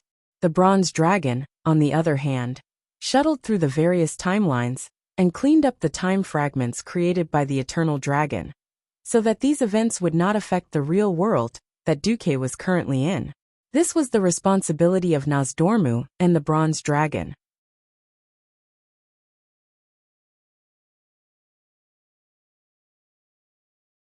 At first, when Nozdormu obtained the power to transcend time, he also knew how he would understand his life. Was this an unnecessary move? Of course not. This was to tell Nozdormu that even after obtaining the power of time, he would still reach the end: death. When there is life, there is death. When there is a beginning, there is an end. Everything is like this. As such, Nozdormu understood the need to protect the true timeline, as he could see what was happening in other timelines. However, in a certain timeline, Nozdormu was influenced by the whispers of the ancient gods, became Nozdor, and established the Eternal Dragon Army. The purpose of the Eternal Dragons was to change the fate of the world and destroy the real timeline, the timeline that Duque was in. Although Duque himself wasn't sure if the timeline he had transmigrated to was the real main timeline. But since ancient times, humans were mostly self-centered creatures. Didn't you see how Copernicus was burned at the stake for violating the geocentric theory? Since Duque had crossed into this timeline, maintaining this timeline as the main result had become one of Duque's duties. Although I, Duque, am also a guy who does not stop causing trouble. Causing trouble is my privilege, okay? You eternal dragons who have been brainwashed by the ancient gods dare to say that you want to destroy the world that I have fought for and destroy my harem? Pfft! Who am I going to attack if not you? The eternal dragon who claimed to be Andam was so angry that his lungs were about to explode. Perhaps he was Andam, but he could only be the brainwashed version of Andam in that collapsed timeline. He wanted to kill Duque. How could Duque not want to kill him? In the time gap above the river of time, an eternal dragon and a traveler started a life and death duel. In Duque's sight, Andam forcibly healed the wound on his chest that had just been pierced by Duque. Ha ha ha. Stupid mortal. Nozdorma's lackey. You don't understand the greatness of time, and the power of time at all. All your damage is ineffective against me. Ha ha ha ha. Andam laughed wildly. Then he was slapped in the face by Duque. Ha. I don't know why a certain eternal dragon used up 30% of the power in his body to turn time back to a time when he was not injured. Andam's laughter stopped abruptly, and there was clear fear on his extremely anthropomorphic face. Andam the eternal dragon, you can deceive idiots without common sense, but you can't deceive my eyes. Duque pointed at his eyes, but he was actually pointing at the system parameter display on his retina. There, Andam's HP bar was full again, but his blue bar had dropped by a full 30%. More importantly, the system determined that Andam's hostile level was not the undefeatable skeleton level, but the rare elite silver dragon level. The fattest thing in this world was, of course, the boss, but in the normal solo state, rare elites were also a good way to make a fortune. Oomph. You know nothing about the battle in the realm of time. Andam roared, and it seemed to spit out a black flame behind him for no reason. Unexpectedly, Duque neither advanced nor retreated, and directly took 3 steps to the left. Something strange happened. The next moment, the black flame actually passed through Duque's left side. It looked like Duque had almost hit the dragon's breath, but he was actually unharmed. Impossible? How can a mortal see through it? Andam was so surprised that he almost bit his tongue off. Haha, isn't it just the calculation of time and space?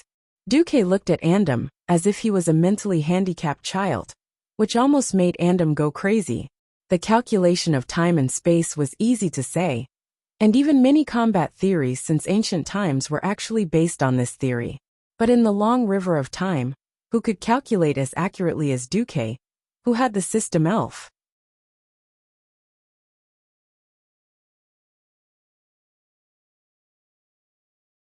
Chapter 1079. In a primitive duel, the easiest way for one party to see the other with a weapon was to stab the weapon directly at the shortest distance. It took time to stab, and during this time, if the other party blocked, dodged, or otherwise nullified the attacker's attack, it would be a successful defense. This was the difficulty of fighting in the river of time. On the surface, there was no problem with a human and a dragon communicating verbally, but this was just an illusion caused by the time rift. They were actually separated from each other for a long time. This was not a matter of minutes or seconds. Often if one dodged well, it could be a day, a month, or even a long time in units of time. Let's say, if the guy you're facing took a year to stab you, it would be a genius for him to be able to stab you in the same spot as you were. Under normal circumstances, if you were to be stabbed, you'd be a genius. This was the problem in the time rift. Both Duque and Andam were protected by the laws of time. Although Duque had the power of Nozdorm, the laws of time between them had to be judged according to the laws in the river of time. To hurt each other, one had to calculate the true time and distance between each other. It stood to reason that a mortal like Duque could not have this ability, which was why Andam refused to believe it. However, in the next moment, Duque slapped the eternal dragon in the face with practical action. Slap. A huge palm of arcane energy slapped Andam's dragon face. This was not just a simple slap in the face. With the power of time and the river of time, the slap actually collapsed half of Andam's face. On Andam's long dragon mouth, the upper and lower lip muscles that covered the right dragon tooth were all slapped away. Strangely and terrifyingly, there was no blood splattering everywhere, and all the wounds turned into scabs in an instant. It could be clearly seen that many of the dragon teeth in Andam's right jaw had cracks, and then they gave off an ancient feeling. Finally the teeth fell out. The eternal dragon's strong teeth were not destroyed by the impact, but old. Fall. Teeth. Duque's magic attack actually attracted the power of time, directly accelerating the decline and aging of the injured part. This time, Andam was afraid. He was truly afraid. He flapped his wings with all his might, striving to widen the time distance between him and Duque. At the same time he shouted, Your true form is a bronze dragon." "Bronze dragon? Chi." Duque sneered. At the same time, his feet did not stop. "I'm not such a high-end existence. I'm Duque, a mortal, although ordinary but a little special. While smiling, Duque walked towards Andam at a seemingly slow pace. Only the eternal dragon, who also used time as a weapon, knew the horror of Duque. Every step he took seemed to be strolling leisurely, but he actually avoided every unstable node in the dimensional rift, and then stepped on a small tributary that could accelerate the flow of time. The principle behind this method of playing was no different from surfing, but the danger involved and the grasp of time were simply exquisite. Such a method was far superior to that of an eternal dragon born as a bronze dragon. No, it can't be, Andam shouted. Hee. Am I going to be killed by you like a target? Is that what you think makes sense? Duque snorted. While the two enemies spat at each other, their hands were unwavering. Andam blasted dozens of dragon breaths, as well as over 100 kinds of offensive spells that Duque knew or couldn't figure out at all, at Duque's head. In Andam's imagination, with Duque's weak vitality, just one hit would make him kneel. Fragile? Perhaps it was. Compared to the big, powerful lizards like the dragons, the human body was too fragile. In other words, because of the dragon's strong vitality, they could have many opportunities to make mistakes. Humans, however, could not. Many people would be frightened and cowardly in such a situation where they would die in one hit, and they would greatly lose their level. In the past, Duque was likely to be like this, but 15 years of experience had long turned Duque from a rookie, who could not fight at all, into a beast feared on the battlefield. Andam's attacks seemed to be a storm, but Duque still looked like he was oblivious to everything and was playing with elegant microsteps. Under his feet, there was a colorful light that condensed all the past historical fragments of the world. If he was not careful, he could fall into a certain period of history and never come out again. Either he would be integrated into that period of history, or he would be swallowed by that period of time and space. Not even his bones would be left. In front of him was the violent and brutal destructive power that gathered all the killing intent of the eternal dragon. If he was hit by one, it would be enough to turn Duque into ashes and disappear from history forever. Even Nozdormu could not find a trace of this terrible attack. But Duque had a 100% dodge. No. Impossible.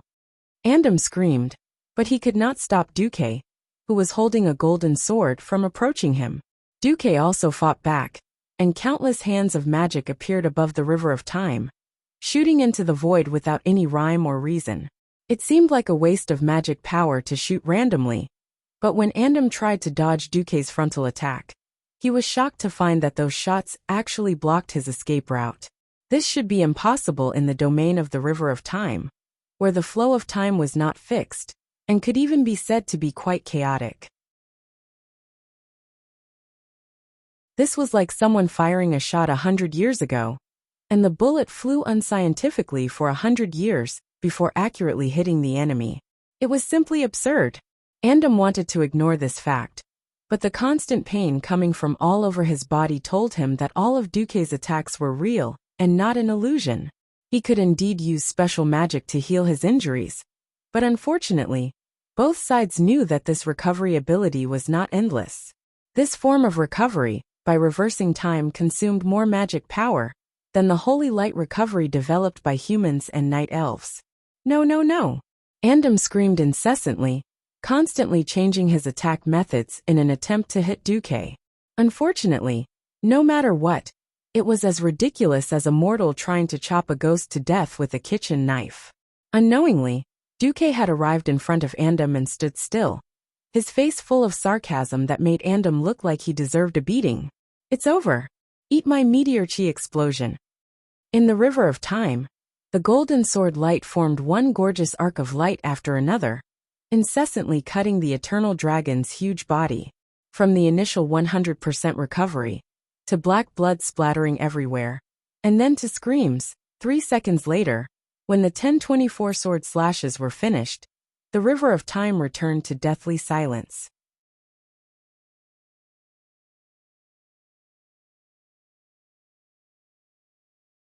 Chapter 1080. Villains died because they talked too much, and righteous people died because they talked too much. Speaking of which, Everything that Duque said before could be included in the scope of mental attacks. It wasn't until the system prompt said that the eternal dragon Andam from another timeline died, that Duque breathed a sigh of relief. Damn, the Moonlight Holy Grail is too awesome. Duque suddenly discovered that because Gandalf, the legendary sword of the white-robed sword saint, was a rare and strange magic sword, it enjoyed the complete magic bonus, and the Moonlight Holy Grail was effective. And in this place where it was impossible to distinguish between day and night, the amazing Moonlight Holy Grail could trigger two special effects at the same time: spell haste and critical hit. What was even more incredible was that in this space where time could be compressed and extended infinitely, attack speed and critical hit damage could be stacked almost infinitely. This was the birth of the completely unreasonable 10-24 sword strikes in 3 seconds. The Eternal Dragon was actually chopped by Duque's melee attack. Duque quickly searched Andam's body and quickly calmed down. He sensed Nozdorm's power, and let himself fly back to the space-time route that Nozdorm had set for him on the River of Time. In the end, Duque didn't have the ability to travel through time on his own. He could survive on the River of Time entirely because of Nozdorm's power. Here came the problem. As insurance, Nozdorm must have injected a lot of power into Duque in the process of sending him back to the modern world. But no matter how much it was, it wouldn't be double. According to the system's estimation, it was about 130%. However, in the space-time rift just now, even though Duque had played a beautiful wave-like subtle steps above the River of Time and dodged 100%, he still consumed a lot of time power because he entered the space-time rift. Only 98% of the original energy is left. Duque narrowed his eyes. Yes, according to the calculation, assuming that he successfully returned to the original time point of the Dark Portal in 16 years, the energy needed was 100, and now Duque needed 98. Don't underestimate the 2% difference. The slightest difference could lead to a great difference. If Duque were to kneel, he would definitely kneel at these 2 percentage points. Looks like I can only count on this. Duque looked at the ball of unknown energy wrapped in arcane energy in his hand. System Elf, begin analysis. That was what he had obtained from killing Andam. It wasn't a gold coin or a piece of legendary equipment, but a massive power. Duque felt a slight pain in his brain. It was the side effect of the System Elf extracting Duque's memories at high speed. As an engineering university student, his knowledge of physics and astronomy was passable. When the System Elf combined a large amount of modern knowledge with the power of time snatched from the Eternal Dragon, and put it together with the arcane Archmage's deceleration tactic for analysis, a mysterious magic tactic barged into Duque's mind. Time acceleration. Speed up. I can only use this bit of power once. Duque smiled bitterly. According to the original remaining power of time, Duque would obviously fall into the time period 16 years before the Dark Portal. Either he would go to a time point before his main body had transmigrated, or even worse, he would go to the world of Azeroth between the 1st and 16th years of the Dark Portal, where there was already a Duque. If the use of acceleration was too exaggerated, and he went to a later time point, my Duque's kingdom would be finished. Damn it. I hate the Eternal Dragon the most. The second is Nozdormu. He can't even protect me through time. And he has the nerve to ask me to work for him? Bah! In the future, whoever wants to go can go, but don't ask me and my people to go. Although he was cursing, Duque had to restrain his mind and concentrate on the River of Time. Through the time fragments that the system kept scanning, he confirmed where his end point was. When Duque saw the fragment of Thoradin the Great, Duque realized that it was a little close. Then, Duque saw the fragment of Aegwynn dominating the world. Then, Aegwynn beat up Sargeras, who was pretending to be a grandson. When Duque's retina showed that there was only 2% of the power of time left, Duque's spirit was lifted. Now is the time. Duque began to accelerate. Suddenly, he injected that small ball of power of Andam into the space-time shield around him, and Duque's whole body burst out with a stronger stream of light. Like a comet falling into the atmosphere, Duque's whole body glowed, dragging a long tail of flames, and swept across the sky above the River of Time. He saw the fragment of the opening of the dark portal, saw himself killing the Mediv possessed by Sargeras, saw the Alliance commander Duque sweeping through the horde, and saw him returning from the void to once again organize the Alliance to fight against the Scourge army. Finally, he saw his destination, 16 years of the dark portal. In front of him, it seemed that because Ronan and the others had just entered this part of the time node, Duque could still see the 4 small holes that had just been opened and not yet closed with the help of the system. Go in for me. Duque was too fast. Breaking into that point of time was like driving at a speed of 200 kilometers per hour, stretching his hand out of the car window and using 2 fingers to pinch a strand of hair that was blown by the wind by the window. Other than Duke, who had the system elf, there was no one else who could do better than him in this kind of insanely precise operation. Even if Nosdorm's main body came over, he would at most be able to do this by pulling each other's strength, instead of crashing into it with insufficient strength like Duque. Duque did it. He had indeed met his goal. He succeeded, and failed, because he had indeed hit the time bubble that represented the time he was at. But in the next instant, he was sent flying. On the 16 years of time bubble of the dark portal, a black power, that clearly came from the eternal dragon, was rejecting Duque's entry. King Hell. With the momentum, Duque's entire body continued to fly forward in the river of time.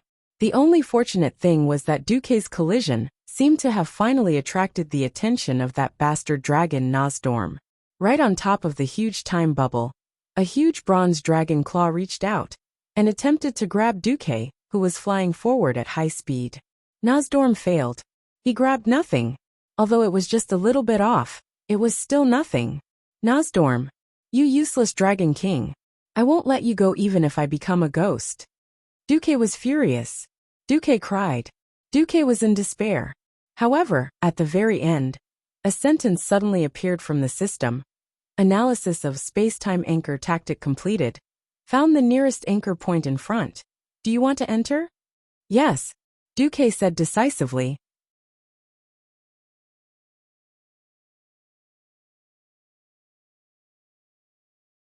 Chapter 1081. The 16th year of the Dark Portal was destined to be a turbulent one. Before winter was over, the Alliance launched a large-scale attack on the Lordaeron continent and reclaimed Lordaeron, which had fallen and changed hands twice. On the 12th of August, the Alliance received a piece of bad news. Of the 6 powerhouses who participated in Nosdorma's secret operation, only 4 returned. The old beastman Brock died in battle. The tribe did not announce the exact cause of his death. They only announced that he died in the hands of the Burning Legion, in a secret operation that could not be announced to the public. Thrall and Grom led the elders of the tribe to attend Brock's state funeral. The other was Duque, the former leader of the Alliance.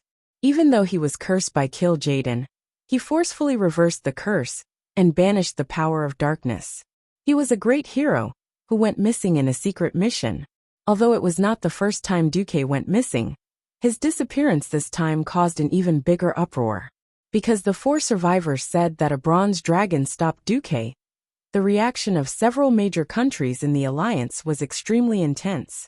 Queen Sylvanas of the Sindorii Kingdom, Queen Gianna of Kultiras, Queen Kalia of Lordaeron, the heroines of the Alliance Aurelia and Sasha, as well as Elugia, who had great influence in the South Sea city-state, all sent the sternest questions to the bronze dragons.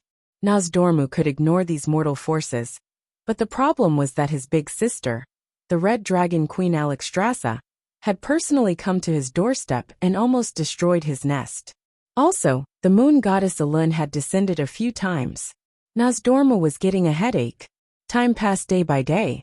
Aurelia and the other women waited day by day, but they were disappointed every day. We should be at ease. Duque might have gone to that person to fool around. Aurelia smiled bitterly. Vanessa had already reported to her on the first day she returned. However, that person had a strange reaction as well. He firmly denied Aurelia and the others' indirect inquiries. However, the Alliance and the Night Elves weren't really allies. The 5 women of the Duque family couldn't find a better reason to bother them.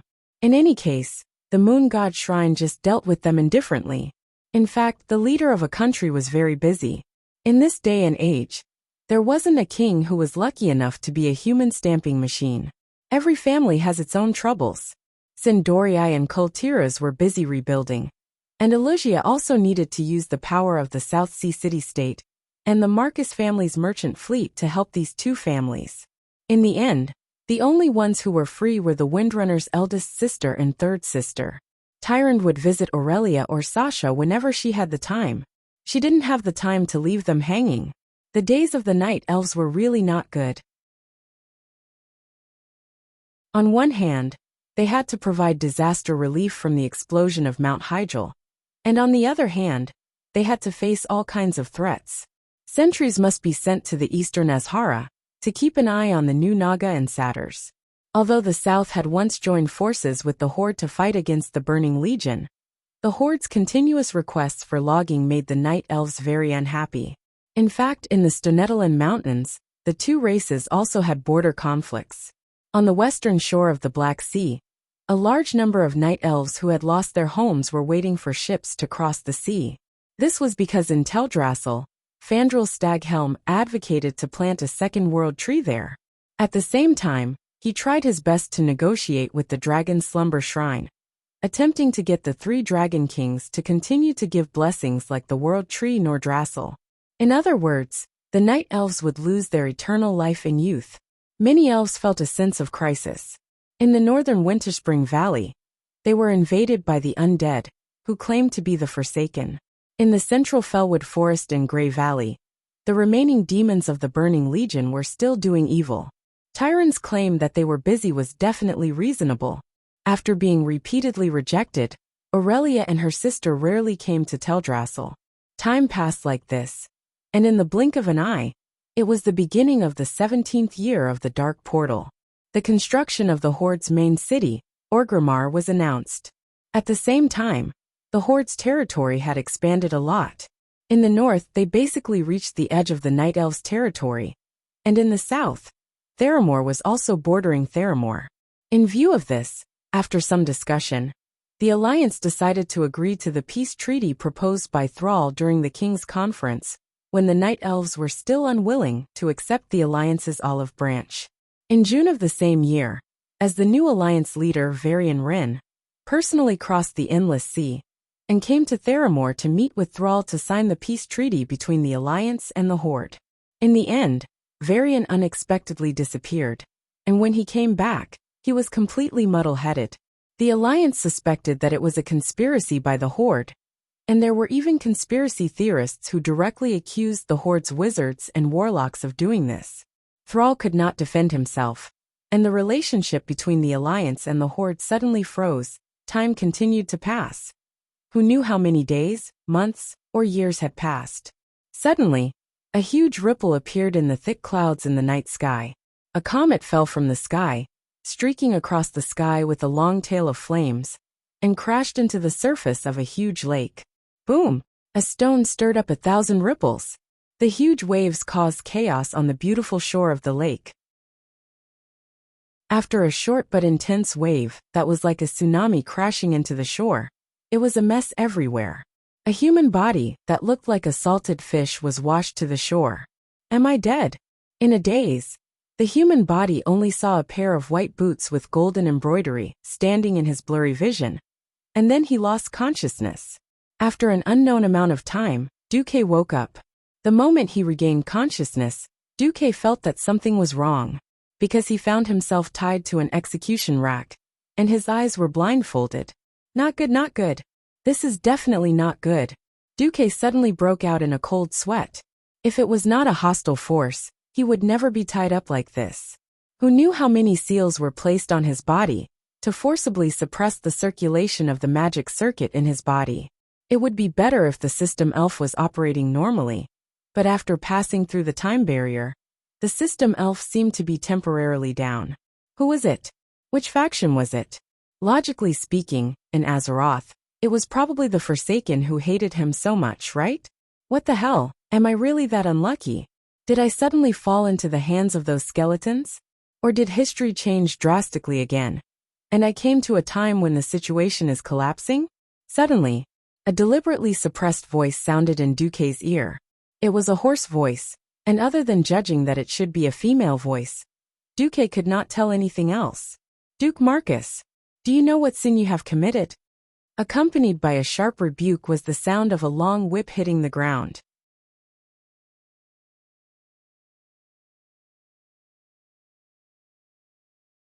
Chapter 1082. Whip. Wax dripping. Yammeat.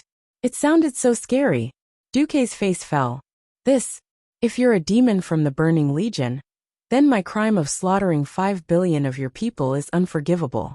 But, can I trouble you not to use an old torture tool that hasn't been used in centuries to pretend to be a demon from the evil faction in such a beautiful place? Really, you don't look like one at all. Suddenly there was another whip. This time, it accurately brushed past the side of Duke's cheek, and the strong wind it brought caused Duke's face to feel a stinging pain. I didn't ask you about the Burning Legion. The woman was furious. Not official business? Then, Tyrant, is that you? If there was anyone that Duque owed, it would definitely be Tyrant. After all, whether it was intentional or not, he had committed crimes in the ancient war, and left her behind for 10,000 years. Ha! You still know. As if adding fuel to the fire, the woman's voice suddenly rose by an octave. In her rage, she finally revealed her original voice. Everyone had their own unique way of speaking. Tyrant's voice, which was filled with holiness, and did not seem angry even when she was angry, was something that only the priestesses of the Moon Shrine possessed. Duque no longer hesitated, and used his ultimate move. He did something that she definitely did not expect. He used his muscular strength, and broke the 2 rusty and brittle shackles on his wrists, in a very manly manner. The next moment, he followed the voice and hugged the beauty in front of him. I'm sorry, Tyrant. Before Duque could finish speaking, he instinctively felt that the woman in his arms was not Tyrant. The height of her breasts was completely different. One had to know that before he transmigrated, Duque had visually measured Tyrant's size. Over the past 10,000 years, she had not weakened at all. Alright, here comes the terrible question. Who is she? At that moment, Duque clearly felt the malice of the goddess of destiny. As the black cloth in front of his eyes slid off, Duque could clearly see that he was hugging a green-haired priestess. Less than 5 meters in front of him, the main character of the scene, Tyrant, pushed open the door angrily and saw everything perfectly. Such a melodramatic scene. Who dares to tell me that no one deliberately arranged it? I, Duque, will be the first to not believe it. But as expected, Tyrant flew into a rage. Die, Duque. Tyrant raised her hands and used her ultimate skill, Starfall. Duque's face froze. What had happened to Tyrant in the past 10,000 years? Why did it accumulate so much resentment? Duque had no way of knowing the answers to these questions. All he knew was that things were getting out of hand. The thick clouds in the sky were suddenly parted by a huge meteor, bringing with it the shrill cry of death as it crashed down. It was a meteor the size of a carriage. Only Tyrant, as the high priestess of the moon goddess, could accurately use Elun's power to make the meteor fall from outer space towards Duque. The blue beam of light locked onto Duque's forehead was the best guide. Under the power of the moon goddess, the meteor sped up and sped up. From breaking through the clouds to landing on Duque's forehead, it took less than 3 seconds. Perhaps Duque could have chosen to dodge, or use his Breaking Dawn magic to defend himself. If not, he could have used Ice Barrier to take the hit. Duque did not, because when he saw the anger written all over that beautiful face that seemed to have been separated for only half a day, Duque's heart suddenly ached. What happened to Tyrant was also recorded in the original history. In the original timeline, she was also captured by Savis, but because of the Gemini strategy, even Archimonde could not touch Tyrant under Elun's power. Even so, many night elves were unhappy with Tyrant because of this, believing that she had already submitted. No, in fact, being captured was a humiliation in itself. Because of this, rumors began to spread. They said that Tyrant had been tainted by demons and had lost her purity, so she did not have the right to be the high priestess of Elun. They also said that Tyrant had already betrayed her people like Queen Azhara. But there was no evidence. There were even rumors that Tyrant had instructed Malfurion to protect Illidan, who should have been sentenced to death. In the original timeline, Tyrant was already so sad. Now that Duque was a living witness, Duque could totally imagine what kind of scolding Tyrant had endured in the past 10,000 years, such as being despicable, immersed in lust, abandoning the Stormrage brothers. Duque silently sensed the falling meteorite from the sky.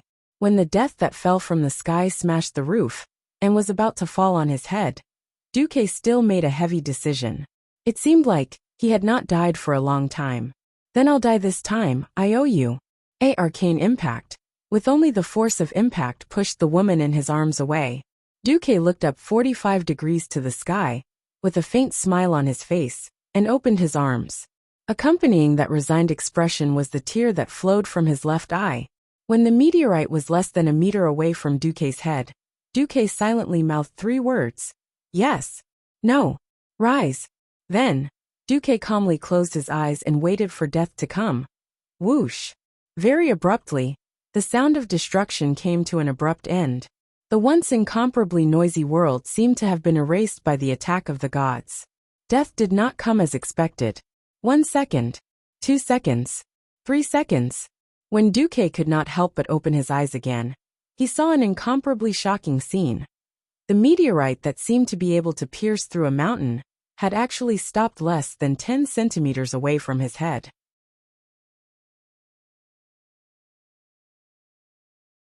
A bright white light enveloped the entire meteorite, preventing it from descending any further. The next moment, a head of long blue hair with streaks of silver covered Duque's entire vision. Before he could even react, Duque's lips had already been taken over by an incomparably domineering force. Under the immense force in front of him, Duque's entire body fell backwards, and he felt dizzy. MMM. MMM. MMM. That familiar deep kiss. That familiar feeling of her chest. That's right, it's definitely Tyrant. Duque was a little confused, but this did not stop him from enjoying the beauty's love. How long did they kiss? Almost to the point of suffocation. It was only then that Tyrant lifted her head reluctantly. Looking at the silver thread that connected their lips, Tyrant's face flushed red in an instant. Bastard! Why didn't you dodge? Tyrant scolded.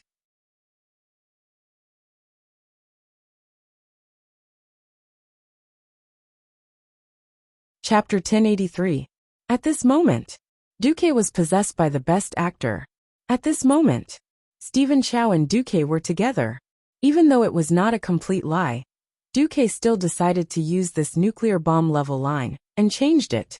Once, the goddess of fate placed a strange but sincere love in front of me, and I could not cherish it. In the 10,000 years that I spent in the river of time, I spent every day and night in regret. This is the most painful thing in the world. Since the heavens have given me a chance to reunite after 10,000 years, even if I die at the hands of that woman, I will say, I'm sorry, but I love you. Bastard, how can I hate you when you're like this? Tyrant's tear ducts burst. Because she was on top and he was on the bottom, her bead-like tears washed Duque's face. Duque smiled bitterly and touched the side of Tyrant's face. He comforted her gently. It's okay, I'm back now, right? Sob, sob, sob. I'm so touched. I don't hate you anymore. Hearing the crying from next door, Duque felt a little awkward. Who the hell are you? Why are you crying too? Tyrant was so angry that she laughed and turned her head. Chandris. This has nothing to do with you. I'll deal with you for imprisoning Duque later. Duque was dumbfounded. I'm sorry, Duque. She's Chandris, my adopted daughter during the ancient war. Sigh. I can't even get rid of her. Sigh. I shouldn't have spoiled this little girl. Please. I'm over 10,000 years old. Chandris grimaced. Duque wanted to facepalm. Of course he knew who Chandris Feathermoon was. After the cataclysm, the Feathermoon stronghold was on land, and a troublesome hunter kited it to Orgrimmar. He wanted to see a good show, where the leader of the Horde defeated the leader of the Alliance. But he failed. Brainless Howl and Gammer lost to her in single combat. The most overpowered thing was that she had inherited Tyrant's starfall and prayer of the Moonlight Goddess. which allowed her to attack the entire screen. He was definitely one of the fiercest leaders in the Alliance. However, this guy was still a one-sided love, and he had been single for 10,000 years. Yes, the one who had a crush on her was Maeve Shadowsong's younger brother, Jared Shadowsong, the de facto leader of the Allied army. Since Tyrant had pointed out Chandri's name, Duque had a general idea of what was going on. This was the gushing spring lake of Teldrassil, a giant island in the middle of the sea, where only the night elves lived. For some reason, when he transmigrated back to this world, he was discovered by Chandris, who hated him for abandoning Tyrant. If not for Tyrant's arrival, it would have been a melodramatic scene. Now, it could be considered a pass. The house had been destroyed by Tyrant's starfall, and such a huge commotion could not be hidden from the people nearby. After Tyrant sent Chandris to clean up the mess outside, Duque and Tyrant finally went to a room belonging to the Elun sisters to have a good chat. Duque was eager to know what had happened while he was away. Duke, who was the first to enter, was dumbfounded. He cursed on the spot. Holy sh*T. Resentment. Soaring resentment. Thousands of bananas, like dried meat, were hung on the four walls with their eyes wide open. These dried bananas looked like specimens that had lost all their moisture, but still maintained their bright yellow color. They were arranged neatly from floor to ceiling on the 4-meter-tall wall. I suddenly remembered that I have something urgent to attend to. Duque turned around and left. Unfortunately, it was too late. Tyrant still had the holy smile of a high priestess on her face, but her actions were not holy at all. Sister, why are you taking off your equipment, if not to run faster in the dungeon? Although he was shocked, Duca's pair of shifty eyes could not move away. Haha, you didn't even want to tell me your real name back then. In the end, 10,000 years later, when your lover found me and told me that you had gone to the ancient war, I found out that Duque was Duque. May I ask, dear Mr. Duque, what urgent matter is more important than catching up? Yes, the world of Azeroth is still waiting for me to save it, Duque said with his head held high. Oh, if it wasn't for the fact that you have protected the world of Azeroth for 10,000 years, do you think I would wait for you like an idiot for 10,000 years? Duque clenched his teeth and instinctively took a step back. As he did so, he fell to the ground. Tyrant, we are both people of status. Don't get physical. If you have something to say, let's talk. Fine. So what if I use my mouth to convince you? Tyrant put her hands behind her back, but she did not stop walking. She approached him step by step. At that moment, Duque finally understood what it meant to fall into one's own trap. Back then, when the 7 great sins broke out, he had given Tyrant 10 terabytes of information. Now retribution had come. Duque looked at the lingering bananas and finally broke down. Don't scare me. I actually have a weak heart. Tyrant did not say anything. One look from her made Duque's blood flow become uneven. Scream then. Scream then. Here. No one will hear you even if you scream your lungs out. Tyrant used the words that Duque had given her all those years ago. She almost angered Duque to death. Duque was quite strong-willed. When he realized that he would be stabbed no matter what he did, his temper flared up. He put his hands on his waist and laughed out loud. Ha ha ha ha. Tyrant, have you forgotten? You haven't beaten me even once. Do you still remember the terror of being controlled by Duque's godly sword? Sorry. A certain lover was too unqualified and didn't come for 10,000 years, so I've long forgotten. With that, Tyrant launched an attack. How terrifying was 10,000 years of resentment. One could tell from Duque's pitiful howl. No. Don't stop. This battle would later be called the Battle of 10,000 Years by the two of them. This battle was truly earth-shattering and earth-shattering. With the Red Dragon Queen Alexstrasza's blessing of life, countless warriors were quickly duplicated. Billions of soldiers bravely sacrificed their lives for the sake of righteousness. In Duque's mind, this battle was also called the Clone War. Cough cough. Duque came back to his senses, and the first thing he did was to set those banana lords on fire and expiate them. This thing was simply ominous. Of course, what made Duque's head hurt the most was the news that Tyrant told him. What? It's been 20 years since the dark portal. Tyron said faintly. Yes. We agreed to wait for 10,000 years, but you're 20 years late.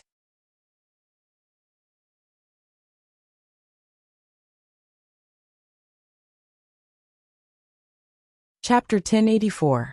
Dooku was like a dead dog in the soul. Thanks to the Red Dragon Queen's buff, Dooku made it through. He pressed down on Tyron just like that. Normal people wouldn't like such a feeling, but Tyron seemed to enjoy treating Dooku like a human blanket. As for being 20 years late, Dooku actually wanted to say that he was only 2/1000ths of a time late.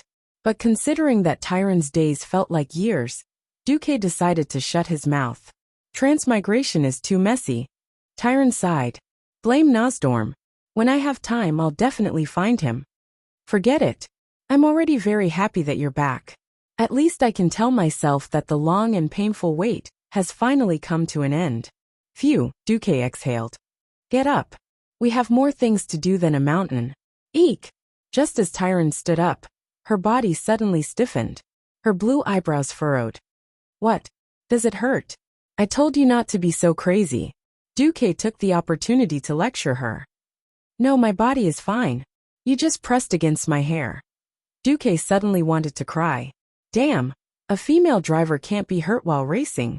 Half an hour later, a radiant Tyron returned to the priestess and elegance of the high priestess. Dooku didn't know if he was a fraud or if Tyron was a fraud. All right, great uncrowned lord of the Alliance. After you've visited your precious queens, I'll be waiting for you. Remember to stay one more night when you come to sign the contract. Dooku bared his teeth. Tyron really dared to say that. All right, Dooku knew that he couldn't promise her anything. After all, he could only give her one title. If he gave her one, what about the others? If he made a mistake, the Alliance would have a civil war before the Horde could rise. But contract? Rin and Bronzebeard invited me to join the Alliance many times. I've been dragging it out. It's not that the Night Elves don't want to join, but it's because I didn't dare to leave the fate of my people in Varian Rin's hands. He was still too young and lacked experience. And after he disappeared and returned, he became muddle-headed. When Dooku heard this, his heart skipped a beat. Indeed, without him around, history would easily return to its original path. However, Dooku had no intention of saving William at the moment. Whether or not a person could become a useful person depended on their talent. Those with good talent would undoubtedly succeed more easily than those with poor talent.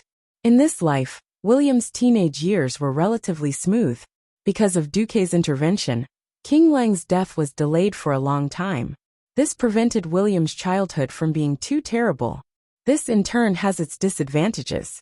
Without the bitter days of being homeless and living under someone else's roof, William's temperament in this life was still too jumpy and not steady enough. Apart from talent, the key to a person's success was experience. Only by gaining true experience from cruel events and sharpening one's willpower and ability would one have the opportunity to become a true expert. Therefore, even though Dooku knew who the mastermind was, Dooku still chose to remain silent. 4 years had passed, and the biggest news was Anduin Lothar's death. He had passed away peacefully last spring at the age of 65, after receiving the news of William's return. For humans in this era, Lothar was considered to have lived a long life. Moreover, he had been seriously injured during the duel with Orgrim on the scorching plains, which left him with a lingering illness. It was already a miracle that he could survive for so long. Moreover, he had repeatedly rejected the eternal life that Dooku had stolen from Nosdormu. My life can be said to be magnificent. I've failed before, but I've always won in the end. As a warrior, I've already obtained the ultimate glory. I have no regrets to be able to see William and you grow up and become independent. Let me die as a knight. This was what Lothar had said to Dooku back then. Dooku knew that Lothar hoped that the earthy royal bloodline, which was meaningless in his eyes, would end here. This was because a noble and righteous bloodline would not be a good thing for the human countries, or even the entire alliance. Sigh. The noble has already passed away, but a fellow like me has obtained eternal life. Dooku could not help but mock himself. Suddenly, Tyrant held Duque's face in her hands, and a pair of silver eyes that seemed to be able to speak shot a reproachful gaze at him. Duque, don't belittle yourself. By belittling yourself, you're belittling me. What do you think drove me to learn those things that made me want to die from embarrassment? And why do you think I had to wait for you for 10,000 years? There's only one answer. A great hero like you is worthy of me giving up everything to love you. It's worth me going crazy for you, and even falling for you. Do you understand? Faced with Tyrant's burning gaze, Duque could not hold it in any longer and kissed her fiercely. Compared to Lothar's death, what surprised Duque more was that Alicia had become the queen of the new Alterac kingdom last year. Alterac's territory included the current South Sea city-state, Gorehold Castle, Terran Mill, and the old broken ridge of the former Alterac kingdom, with South Shore as its capital. Although this had all happened when Duque was not around, Duque could still understand the context of the matter. His harem seemed to be using this method to maintain their influence within the alliance. Servanas, Jaina, Alicia, and now Tyrant, as well as Kalia, who had always been loyal to Duque, meant that Duque had 5 votes in the kingdom. Moreover, Bolvar for Dragon was the regent of Stormwind, so it was not difficult to convince him. This meant that Duque still had the absolute say in the alliance.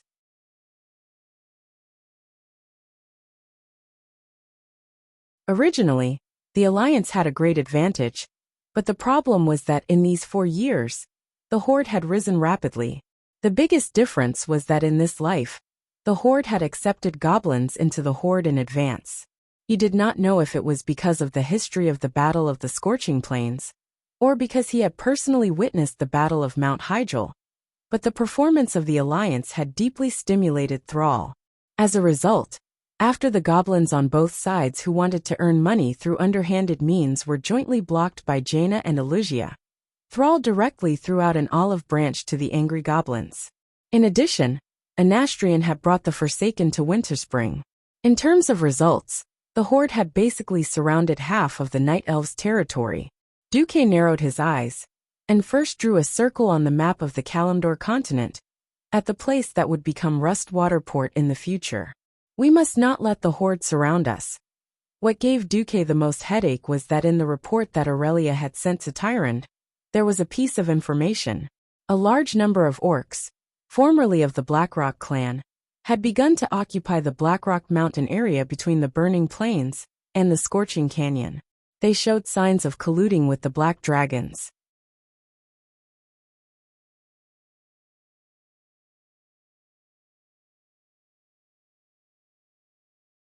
Chapter 1085. After returning, Duque had a mountain of things to do. He should have immediately returned to Stormwind, but he owed Tyrande too much. He could only give in under Tyrande's aggrieved gaze, and agreed to stay for a few more days. After the Battle of Mount Hyjal, Malfurion had once again entered the Emerald Dream, and Fandral Staghelm had just successfully planted the New World Tree Teldrassil. Although the Dragon Kings refused to bless the Night Elves with eternal life, the Night Elves who believed that the World Tree was everything were now worshipping Fandral. Tyrande did not bother with the popular Fandral, and instead gave him some of her worldly power. Duque asked around, and felt that there were no problems. The leader of the Sentinels was now Chandri's Feathermoon, Tyrande's adopted daughter.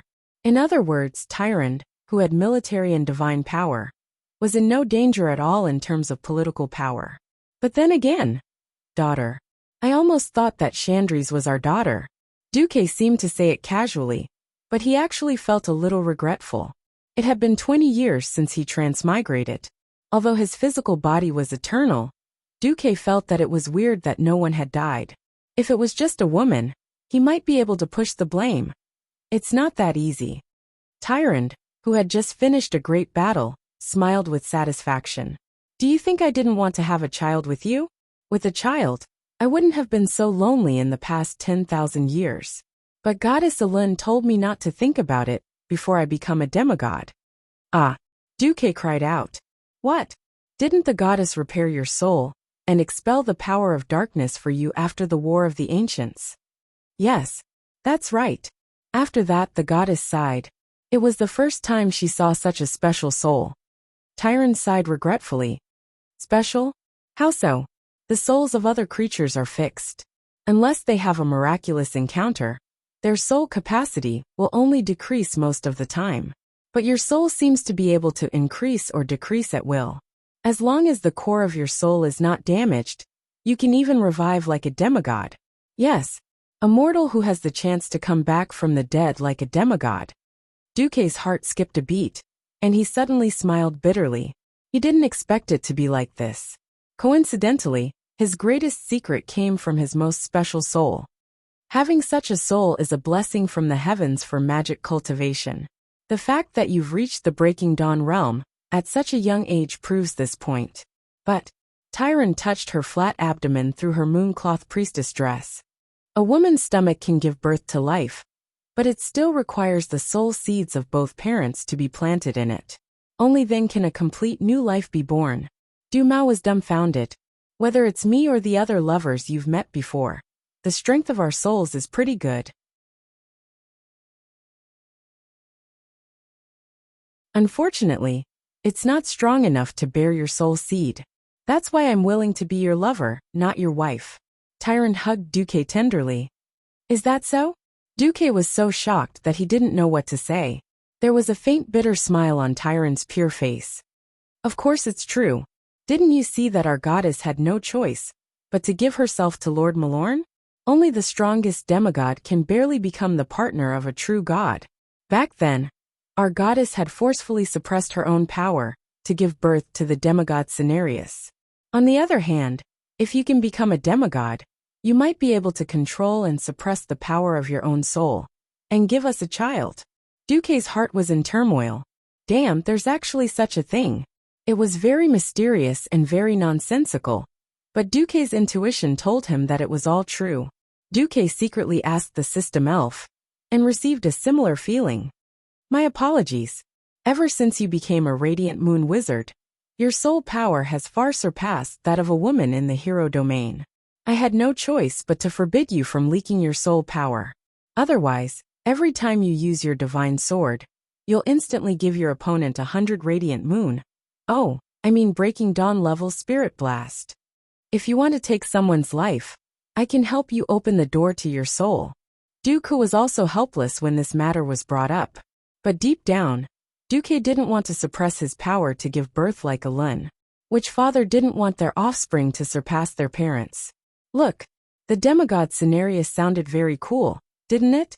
Grandpa Roar could kill him with one chop of his axe. In the ancient war, although the wild boar gods and bear gods weren't as weak as trash, they weren't strong enough. They were almost wiped out by the Burning Legion at their peak. At this thought, Duque let out a turbid breath. It seemed that he had to break through the Breaking Dawn level and become a demigod as soon as possible. At the demigod level, he would at least have a true immortal body. For example, White Stag Malorn. After he died in the ancient war, Elun didn't even cry, because Malorn didn't really die. Another example was Mediv, who was said to have died in Karazhan. When the Calamity Army arrived, his mother made a move, and immediately believed in Brother Spring, and revived on the spot. Pursuing immortality? It seems that I'm still a normal person. While Duque was mocking himself, he suddenly felt waves of spatial fluctuations. Tyron's expression darkened. Your lovers really do send people to keep an eye on me 24/7. I wanted to monopolize you for a few more days. Duque rubbed his forehead and thought, they're already giving you a lot of face. Otherwise, they would have attacked you immediately. How could they wait for more than a day? You've already made such a big commotion with Starfall. How can you hide it from them? Dark Portal, Year 20, December 25th. Many Alliance queens and important figures suddenly visited Teldrassil. Seeing Chandri stuttering as she sent a message, saying that the Alliance queens had suddenly arrived, Tyron elegantly let go of Duque's hand, tidied up her clothes and smiled. Let them in. The door opened and Sylvanas, who couldn't hold herself back, was the first to rush in. She pressed Duque down and kissed him passionately. Alugia and the rest surrounded Duque gently, waiting for Sylvanas to finish venting his feelings before going up to him. Only Aurelia walked over and extended her right hand to Tyrant. Should I say welcome? Tyrant smiled like a flower. Time travel is a terrible thing, but this is good. At least in the calendar. I'm Duque's first woman. Aurelia rolled her eyes.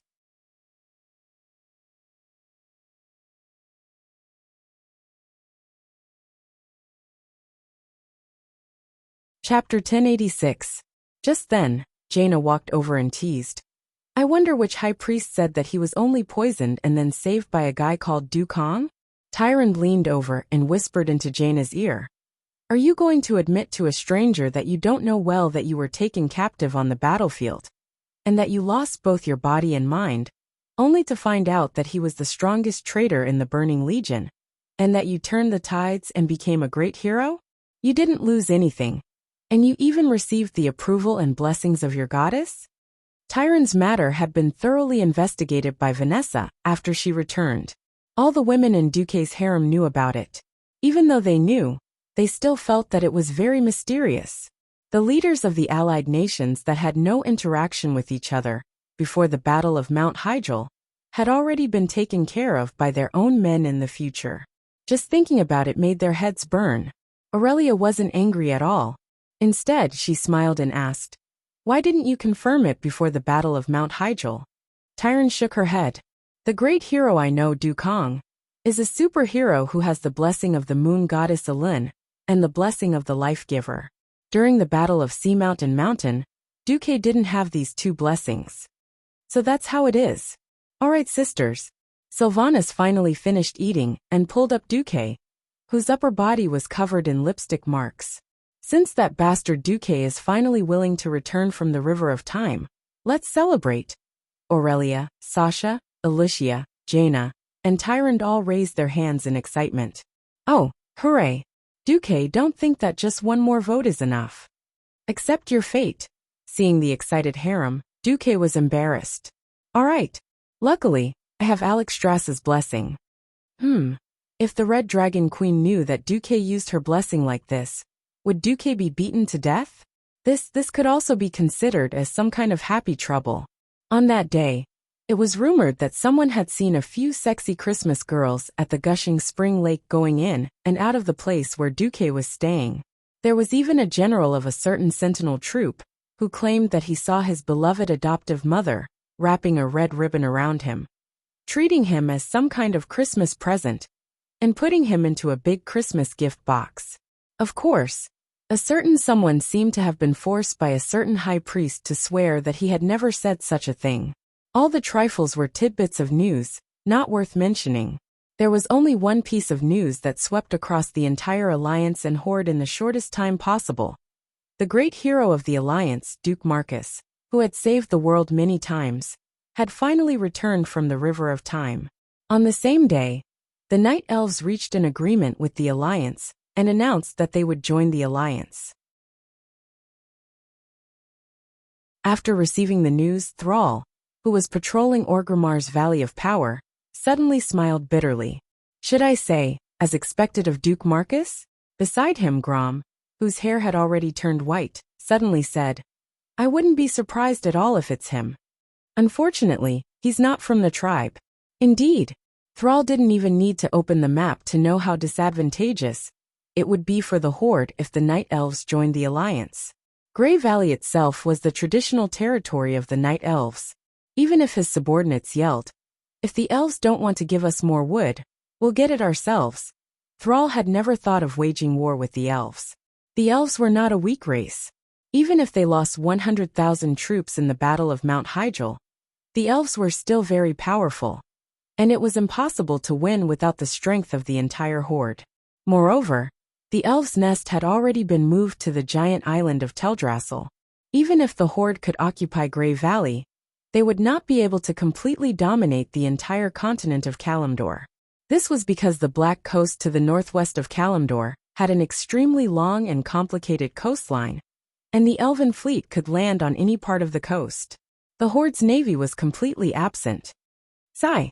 Thrall let out a long sigh.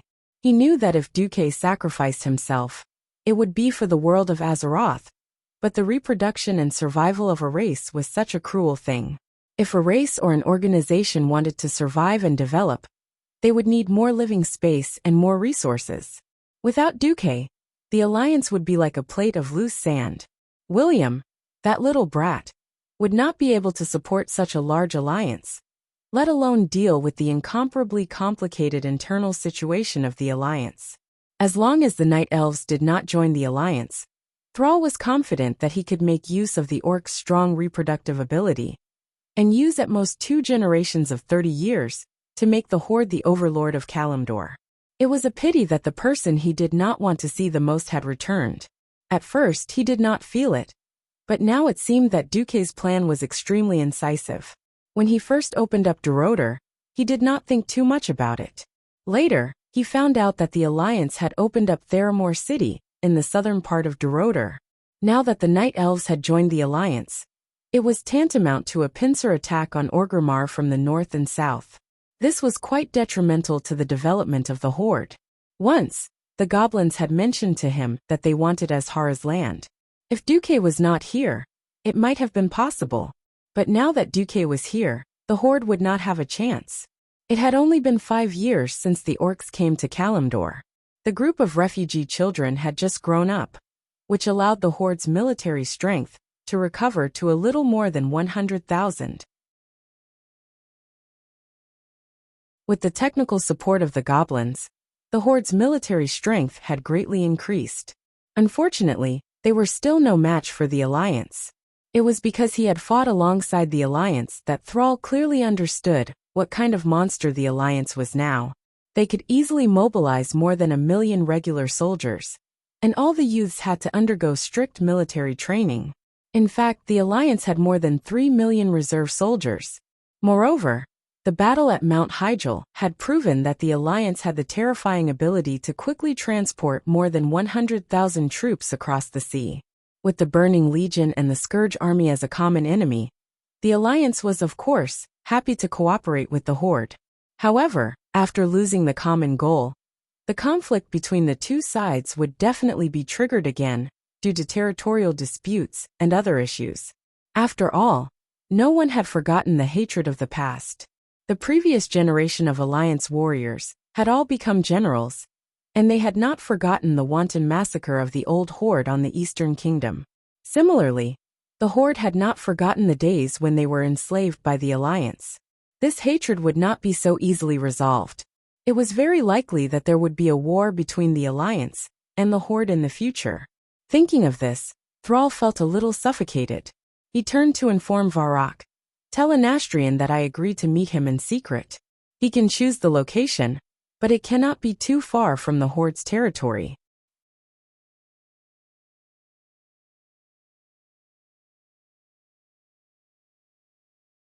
Chapter 1087. Grom was a little surprised. You want to use those bones? Thrall didn't care. Ever since the battle at the Dark Portal, the Horde has been using the Death Knight tradition, hasn't it? Orgrim did it, and so did the former chief Nazul. Grom shook his head. I mean, aren't you afraid of angering the Alliance? Thrall smiled. That's why it's a secret meeting. As long as the Alliance doesn't declare war on the Horde, the Forgotten Ones won't join the Horde. Grom sighed.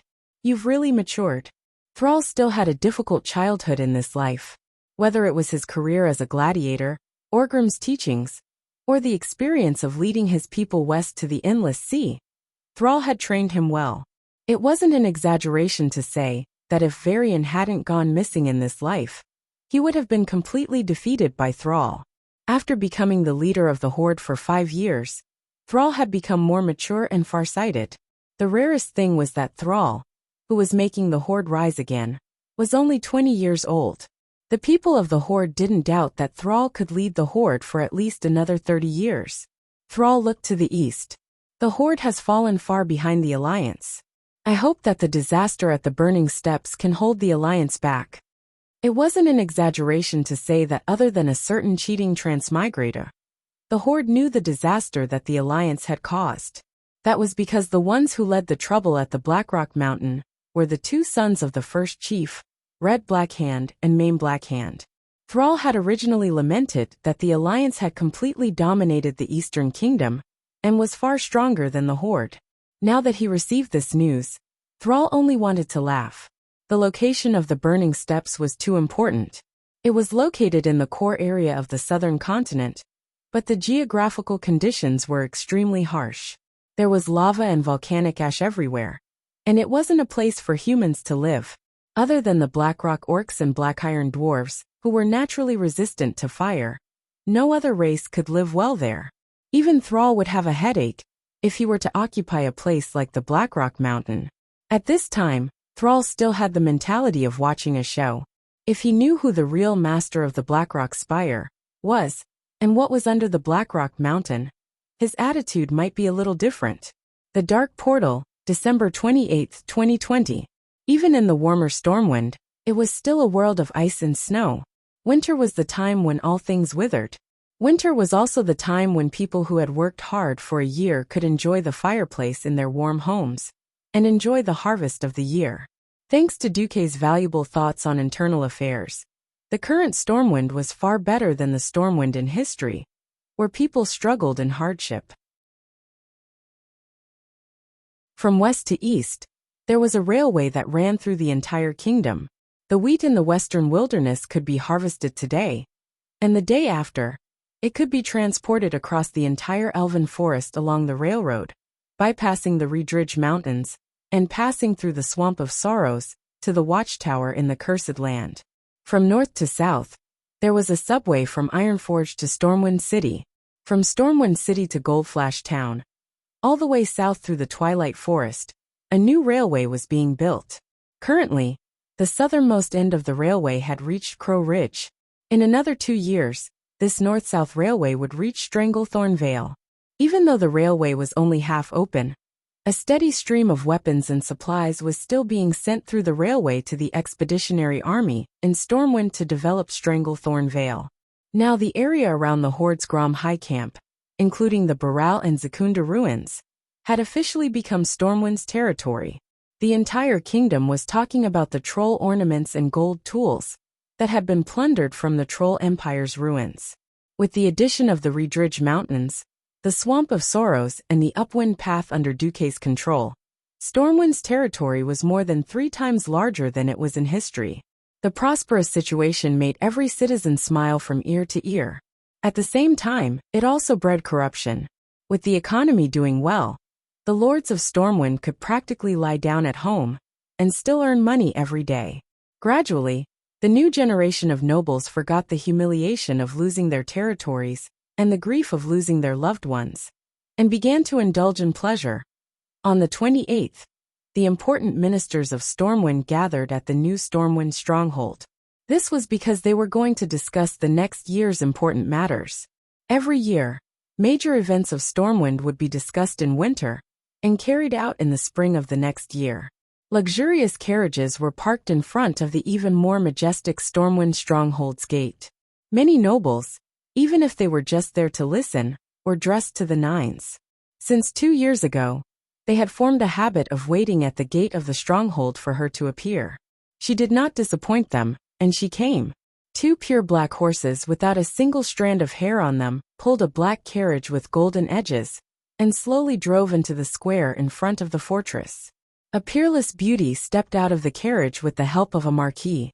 She had long black hair that fell to her shoulders, soft and smooth. She seemed to have been carved by a craftsman in imitation of a goddess, and she had the most charming smile on her face. She wore a purple shirt with silver edges and a diamond-shaped hollowness in the middle of her chest, showing off her seemingly bottomless cleavage. She wore a bright red floor-length dress. Just her appearance alone caused a wave of low exclamations of admiration. For dozens of nobles to wait, those who did not know might have thought that there was a queen in Stormwind, and they were waiting for the queen to arrive with a posture of worship. Unfortunately, she was not a queen. She was just a countess, Countess Katrana Enristo, the illegitimate daughter of an old Stormwind noble. In fact, that noble had already been annihilated at sea during the retreat of Stormwind City in the first year of the Dark Portal. But she had enough documents to prove her identity, and with the most elegant speech and wisdom, she conquered the entire Stormwind noble circle in a short span of 3 years. If it wasn't for Duke's precedent, her rise to fame would have been a legend. Not only did she have amazing social skills, but she was also extremely outstanding in internal affairs. After Alicia ran off to become Alterac's queen, Bolvar had no choice but to accept the fact that this woman had snatched the power of internal affairs. Bolvar was an excellent regent. He was impeccable in terms of strength, virtue, and loyalty. Unfortunately, there was only one person in the world like Duque who could even cross realms. His talent was all in military affairs. Originally, the next year's Internal Affairs Conference would still be the same as the past 2 years, with Katrana's words being in charge. This was because no one could refute her in the field of internal affairs. Today, the atmosphere seemed a little different. The nobles realized that beside the silly William, there was not only Bolvar's regent chair, but also a very mage-style chair. Suddenly, the ceremonial officer announced, "The Grand Duke of Stormwind, His Excellency Duke Marcus, has arrived."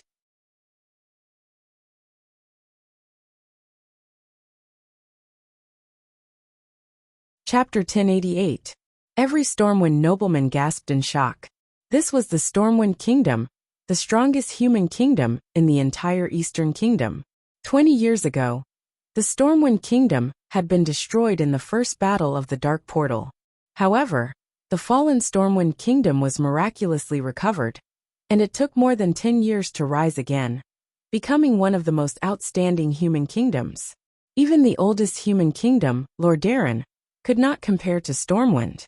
Due to the plague of the Scourge, and the loss of a large number of people in the war, the once powerful Lordaeron was now just a second-rate kingdom. On the other hand, Stormwind was able to thwart the infiltration and conspiracy of the Cursed Church during the Third Battle of the Dark Portal, due to Duque's prior arrangements. They managed to avoid the plague that broke out in the northern continent. Moreover, when Lordaeron fell, Stormwind took in a large number of refugees and invested them in the development of Stranglethorn Vale and the Swamp of Sorrows. Even after the war ended, those who stayed were given land. Queen Kalia of Lordaeron did not force her people to return. Overall, Stormwind's national strength did not decline. The previous King Lang was undoubtedly an excellent king, but that was all. Compared to his two incomparably dazzling and inescapable subjects, Ryan was just a mediocre person. Anduin Lothar, the leader of the Stormwind Royal Guards, the leader of the Iron Horse Brotherhood, the first commander of the Alliance, the strongest human warrior, and the last confirmed direct descendant of Thoradin the Great. His life could be said to be legendary. He had participated in the killing of the demon king Sargeras, who had possessed Mediva's body, killed the first chief of the Horde, fought head-on against Grom Hellscream, who had killed many famous Alliance knights in the Silverpine Forest, and led the charge in the Battle of the Scorching Plains when his side was at a disadvantage. His heroic story could be said for 3 days and 3 nights. Lothar was a model of chivalry. He was worshipped by countless knights, and was destined to be sung for thousands of years. However, there was another person who was more famous than Lothar. That was Duke Marcus, the uncrowned king. On the military front, Duque had personally pierced through the chest of Mediv, who was possessed by Sargeras. He commanded the weak army of Stormwind to set fire to the 200,000 Horde soldiers. He miraculously saved 50,000 Stormwind elites on the floating ice island, and was appointed as the Alliance's vice commander before the age of 20. After that, he led the army to fight for thousands of miles, from the Battle of Southshore where the sea was dyed red, to the Eagle Nest Mountain, to the northernmost Kuel Salis on the mainland, to the siege of the Horde in Rotterdam, and finally to the decisive battle on the Scorching Plains that made the name of the Lightning War resound in both heaven and hell. When the Horde's third-generation chief, Nazul, led the army to counterattack, it was his watchtower defense line that defeated the Horde's ferocious counterattack. During the Third Battle of the Dark Portal, he led the Alliance and defeated the main force of the Calamity Army in one fell swoop. In the end, the Calamity Army that had swept the Rotterdam Kingdom, the Dalajan Kingdom, the Rapids Castle Kingdom, and the Kuel Salis Kingdom was expelled from the Rotterdam Kingdom. What followed was the Battle of Mount Hyjal, that almost destroyed the entire world of Azeroth. It was no exaggeration to say that in the field of military affairs, Duke Marcus was the god of war. Just based on this battle record alone, it was enough for Duque to be praised for thousands of years. But it was more than that. In the field of civil affairs, Duque was the greatest inventor and reformer. The new seating technology, the mold-based construction of houses, the development of the marine economy in combination with the Murloc Nagas, the medical security system, the 6-year compulsory education, the economic construction of the Belt and Road Railway, and the Continental Integrated Economic Model that linked all railway and sea transportation. Many of his views and new ideas were fiercely opposed by countless people at the beginning. He used his unique vision and charisma to promote all of this in an almost tyrannical way. Time proved that everything he did and every policy he promulgated was correct. That was how the Stormwind, which had been completely destroyed by the war, was pulled into the Stormwind, which was extremely rich in resources today. His territory was already larger than the Stormwind, and even larger than many small countries. Rumors of his flirtatious exploits with several queens were spreading everywhere. No, it was no longer rumors. At least the 3 queens of Kurtiras, Lordaeron, and Alterac publicly announced that the person they loved was Duque. As long as Duque was willing, he would not hesitate to change the surname of the royal family to Marcus. However, Duque chose to be loyal, and like the other lords in the kingdom, he fulfilled his obligations as a vassal to the King of Stormwind. There was such a standard in the noble circle that was recognized all over the world. As long as a vassal paid taxes to the king on time and sent troops according to the strength of the territory during the war, he was a perfect vassal. Obviously, Duque's Marcus family did this impeccably. Therefore, for the nobles, Duque was also the embodiment of loyalty. Originally, it was said that Duque almost died because he was cursed in the Battle of Mount Hygel, and after he recovered, he participated in the secret mission of the Dragon of Time, Nosdormu, and was likely to die in the River of Time. Suddenly, there was news that he had returned. After all, Duque was a legend among legends, a living legend. The nobles had mixed feelings. They coveted the benefits brought by Duque, but they also did not want Duque to return, because the return of such a powerful Grand Duke was bound to reshuffle the power of the entire kingdom. Compared to Duque, even Bolvar for Dragon, the regent, had to step aside. As the ceremonial officer finished the roll call, an archmage dressed in a dazzling epic mage equipment appeared at the door of the conference hall. Every single piece of equipment on his body emitted a strong magical wave visible to the naked eye. Even though he had repeatedly suppressed the magical power of the equipment, the flowing light and vibrant colors still overshadowed the jewelry worn by the nobles.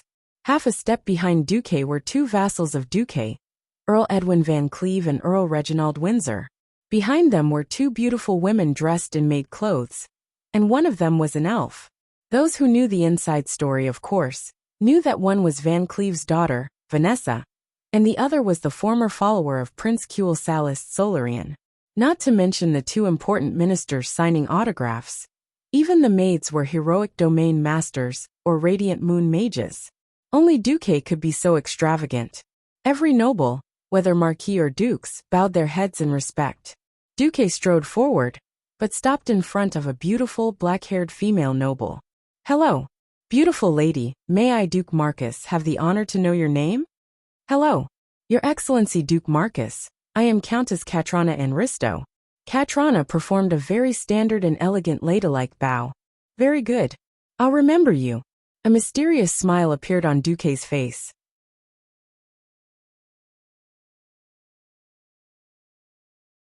Chapter 1089. Remember you. The entire meeting hall was instantly filled with a low and rude commotion. No one cared about this little bit of impoliteness. To many nobles, this was definitely something that the Countess of Enristo could be proud of. Just like the epic achievements of the legendary hero, Duke Marcus. In the aristocratic circle, and even the commoners' daily conversations, if a lady was fancied by Duke, it could be regarded as a glory that could be bragged about for a lifetime. Once upon a time, because countless noble ladies had tried to climb into Duque's bed when he was just an ordinary noble, many nobles envied and hated Duque and slandered Duque's sexual orientation. Later, As Duque's female friends were exposed one by one, this group of nobles who were gossipy to death immediately changed the topic and boasted that only women who could catch Duque's eye were the true top beauties in the world. Just look, Jaina, Alicia, Kalia, the three Windrunner sisters. All those who were related to Duque were all famous super beauties. Suddenly, Duque expressed interest in this new noble lady, who had recently appeared in the circle of nobles in Stormwind. The noble's soul of gossip was burning. The female nobles were envious. The male nobles were pounding their chests and stamping their feet, because they felt that they had no advantage in front of the great hero and Grand Duke Duque. Apart from boasting that they had a slight advantage in terms of appearance, they all lost by a wide margin. Alright, this was just a small interlude. Although Bolvar, who had long been standing beside William, frowned at Duque's somewhat frivolous behavior, it did not matter. What happened next was the key. This was because the person Duque wanted to see was the King of Stormwind. This scene made many of the royal faction rather nervous, because Duque's power was too great. King Lang had written more than one will before the war, appointing Anduin and Duque as regents for the young princes. The power of these two regents was beyond the imagination of outsiders. Anduin is my arm, and Duque is my brain. I trust them more than I trust myself. So if they believe that my son does not have the right to be king, then they can choose another descendant of mine. If my bloodline is severed, then they have the right to hand over Stormwind to a more suitable person. They had the power to veto the Storm King. The power of these two regents was astonishing.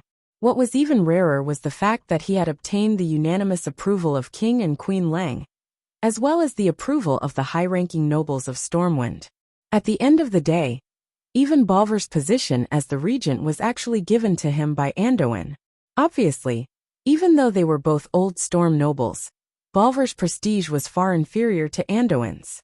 The most obvious example was that Varian's son was named Anduin Wrynn. And after this little prince was baptized in the Church of Holy Light, his Christian name was impressively Duma, the first two words of Duke Marcus. Bolvar was also rather nervous now, because William, after his disappearance, he had become muddle-headed just like a puppet. It was obvious that William was not suitable to be a king in such a state. If Duque announced that he was no longer a king, then Bolvar really could not find a reason to object. Under the watchful eyes of the crowd, Duque continued to move forward and arrived in front of the statue-like William, who was sitting foolishly on the throne. Seeing the beads of sweat on Bolvar's forehead, Duque smiled calmly. Phew! This smile made Bolvar, who represented the knights, secretly heave a sigh of relief. Unexpectedly, Duque did not kneel down on one knee or even bow. Instead, he bowed to Queen Tiffany, who was sitting on the throne beside William. This is after bowing. Duque raised his head and said in a clear voice, "My apologies. I will not bow to a soulless body." Queen Tiffany's face instantly turned pale. William is just sick. The Queen, who was supposed to have died in the riot of the Mason Brotherhood, was still fine because Van Cleef had followed Duque and Stormwind was not as chaotic as in history. Duque shook his head and said loudly so that all the nobles could hear. "No, this is not a sickness. His Majesty William Wrynn's soul is not in his body." Ah, a stone stirred up 1,000 ripples. The commotion among the nobles could not be suppressed. After his disappearance and recovery, William had been like a fool. Almost all the nobles thought that William had been hit in the head and was suffering from a concussion. Who knew that Duque would publicly say that William's soul was no longer in his body? If someone else had said this, there would definitely have been a lot of doubts. However, Duque was the strongest person in the realm of mystery. What's going on? Bolvar was very agitated. He stepped forward and almost wanted to grab Duque's shirt to ask. Everyone knew that William's disappearance had nothing to do with Duque. At that time, everyone knew that Duque had gone to participate in Nozdorma's secret mission. However, Duque suddenly said that William's soul was no longer in his body. This was obviously a huge conspiracy. Duque shook his head. "I don't know, but I can confirm that this is a type of evil magic. The Burning Legion or the Calamity Legion." Bolvar lost his voice. "No, if I have to say what it is, I'm afraid it's more like the methods of the ancient gods. Then, don't worry, Bolvar. I have never thought of abolishing His Majesty William Wren, because, suddenly, Duque's aura became very mysterious, and a torturous aura surged out. When I was floating in the river of time, I saw a fragment of William's glorious future. F***ck. Was it that ridiculous? He even saw the future. Alright, in theory, Duque had inherited it from Medivh. Medivh had already warned the various countries before the arrival of the Calamity Legion, which once again proved that Medivh was a torturous, no a prophet. Now that Duque actually said that William would be very powerful, it was really hard for everyone to refute him. Duque turned his head and faced a large group of nobles. He raised his hands high and said, I have always believed that humans are not born noble. If bloodline determines everything, then the great Anduin Lothar should be the ruler of the 7 human countries, and not choose to end his own bloodline. Duque's sudden statement caught the nobles off guard. Everyone was wondering what Duque was trying to do. Duque continued, whether a person is noble or not depends on his actions. Therefore, I think that His Majesty William, who has always been committed to building a better country and doing his best for the alliance, is a competent king. Therefore, as the subjects of His Majesty, what we have to do is to build a greater country in Stormwind when His Majesty is not around.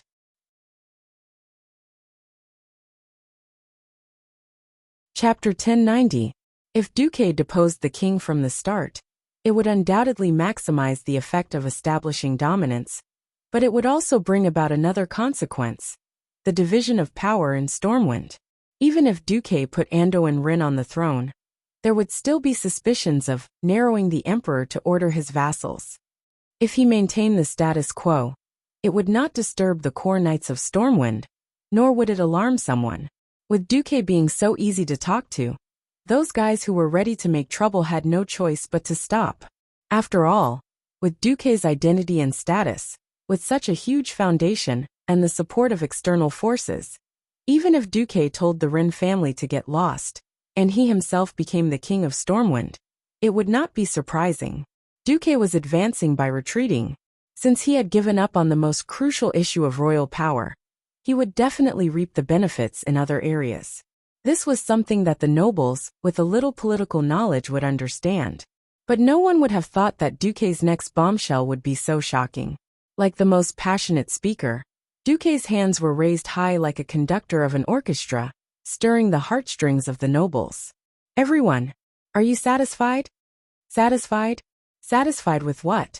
Living in a castle that looks magnificent on the outside, but is actually built on quicksand, enjoying prosperity that can be destroyed at any time, and the taxes of your subjects, even if you will die in a few years. Even so, are you satisfied? What? Destroy? Again? Most of the nobles' faces were covered with makeup, but now, under the heavy makeup, their faces were as pale as they looked. Die. Die. No. Of course not. Death and the loss of inheritance were almost the things that the nobles feared the most. After experiencing 3 battles at the Dark Portal, is there anyone who still dreams of eternal peace? If there is, then let me give you a word of advice: don't be naive. The demons of the Burning Legion have already set their eyes on this beautiful planet. There may be peace, but every subsequent peace will be extremely short. If you do not wish to be destroyed, then bring out your drive, bring out your dignity as a noble, and prepare for war. War? Where is the enemy? As the leader of the knights, Bolvar stood up without hesitation. Duque waved his hand to stop Bolvar. No, there's no rush. This time, I'm here to tell everyone that the era of nobles being able to watch the soldiers fight on the front line, as if it had nothing to do with them, as long as they send soldiers and pay them, is over. While they safely have a party in the rear is over. When Duque said this, all the nobles in the meeting hall felt their hearts skip a beat. Obviously, Duque was going to use his ultimate move. I hereby formally request Stormwind to reform the tax system. In the future, all tax officials will be dispatched by the kingdom. Taxes are divided into national tax and local tax in proportion. The national tax would be paid directly to the state, and controlled by the state. The land tax was collected by the lord and used for the lord's daily expenses, as well as the construction of the territory. At the same time, all entrance fees and road tolls will be abolished. In terms of military affairs, greatly reduced the number of private soldiers that nobles can legally possess. Grand dukes can only have 1,000 soldiers at most, and so on. The disbanded soldiers, and those who pass the physical examination, will all be incorporated into the country's regular army. The rest will be reorganized into local garrisons and supported by the country's finance. In terms of armaments, all mines will be uniformly mined by the country. Every year, a guide price will be set based on the market price, and economic returns will be given to the lords. At the same time, the lords have the obligation to allocate empty land near the main roads for the country to build various military facilities according to local conditions. In one breath, Duque threw out a combination of punches, directly shocking the nobles to the point of suffering internal injuries. All the nobles felt like they were about to faint. This was digging out the roots of the nobles. In name, taxes did not increase, but which nobles did not have their own private coffers? Every year, the taxes would be 10,000 gold coins. At most, they would report 3,000 gold coins, and then pay 3,000 as taxes to the king. Now that even the tax officials have been changed to the countries, that private coffer would be the first to be destroyed. In terms of military affairs, abolishing the private soldier system was equivalent to abolishing military power. In the future, any family's soldiers would only be at the level of a guard of honor, and would not even be qualified to rebel. In terms of armaments, the nobles who occupied the mountains as kings were forced into a dead end. In the past, those who had mines in their territories were like hens that laid golden eggs, practically earning money while lying down. There were even lords who secretly refined the mines themselves, forged them into weapons, and secretly sold them to the tribes. Now no one could play any tricks. With such a reform, nominally, the territories still belonged to the lords, but there would be no profits or autonomy. This was simply the biggest subversion of the aristocratic system. A marquis named Lionali exclaimed on the spot. No, even you, Grand Duke Marcus, do not have the right to announce the abolition of the aristocratic fiefdoms. This is the aristocratic norm set by Thoradin the Great. This is the cornerstone of the entire aristocratic world. Duque did not answer directly, but instead smiled strangely. Sir Marquis, have you ever seen a big explosion that almost destroyed the world? No, I have seen it. I just went to the ancient war 10,000 years ago, and saw how the ancient Kalimdor continent exploded, exploding into today's Kalimdor and the Eastern Kingdom continent. Do you want me to show you some magic images? Although he said no, in fact, Duque had already started to show them with a wave of his hand. Well, I'm sorry to inform you that there will be similar catastrophes in the near future. Sir Marquis, even if Stormwind City is likely to be engulfed by lava, do you still want to tell me that the rules set by Thoradin the Great, which destroyed the Empire 2,000 years ago, cannot be changed? Even if the lava lord Ragnaros, who is sleeping in the burning steppes, is about to awaken and turn the entire southern continent into a sea of fire purgatory, do you still dare to say that it has nothing to do with us? The aristocrats' faces turned green, but they did not know how to refute. Duque's voice suddenly rose by an octave. Everyone, the times have changed. Relying on the contributions of our ancestors to enjoy the glory and splendor for 1,000 years is bound to be a dream. In the past 20 years, I, His Majesty Lang Rin, and His Excellency Anduin Lothar have done so much for this country, carried out so many reforms, and built Stormwind City so strong together with everyone, not to give you the capital to be corrupt. Corrupt, is it? Bolvar suddenly laughed bitterly. The kingdom had become extravagant, and it was not that he did not notice this change. But as a great aristocrat, he could not stop the aristocrats from indulging in gold every day, living the same luxurious life as before. It was only at this moment that he realized how great Duque's reforms were. The world is facing destruction. We do not need vermin. Aristocrats who claim to be the elites of the kingdom. You have no choice. Either you keep up with the changes of the times, or you fall behind. At this point, Duque's face revealed a murderous look. Of course. You can object. As long as you throw away the noble insignia on your chest and walk out of this door, your objection will take effect immediately.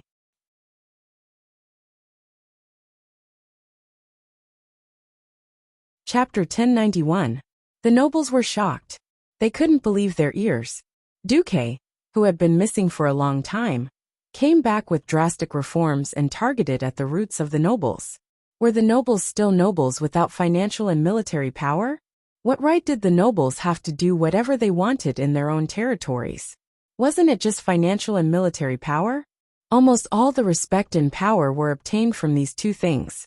Now, without even informing them, he directly said that he would take back their power. This was killing them. They almost wanted to rebel on the spot. Unfortunately, no one dared, compared to a peerless expert who killed the demon king Sargeras and the demon commander Archimond. They were practically trash.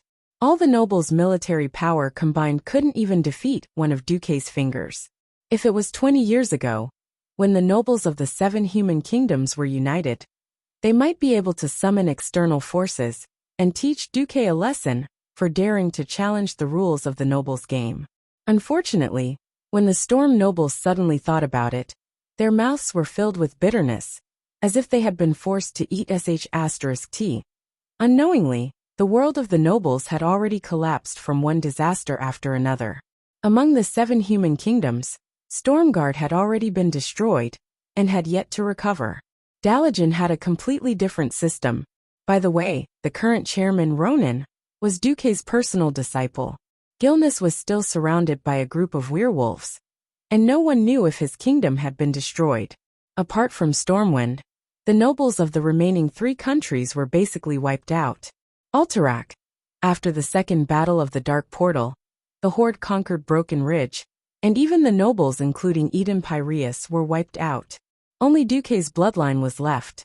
Although Elysia ascended to the throne, the old Duke Berev still stayed in the Marcus family's territory. The entire family, and even the kingdom, were in cahoots with Duque. Lordaeron. After Arthas's betrayal, the core nobles of Lordaeron were all wiped out. Only staunch local lords like Mograine were left, but they were all the most loyal knights. Kurtiras. During the third battle of the Dark Portal, the entire mainland fell, and all the nobles were wiped out.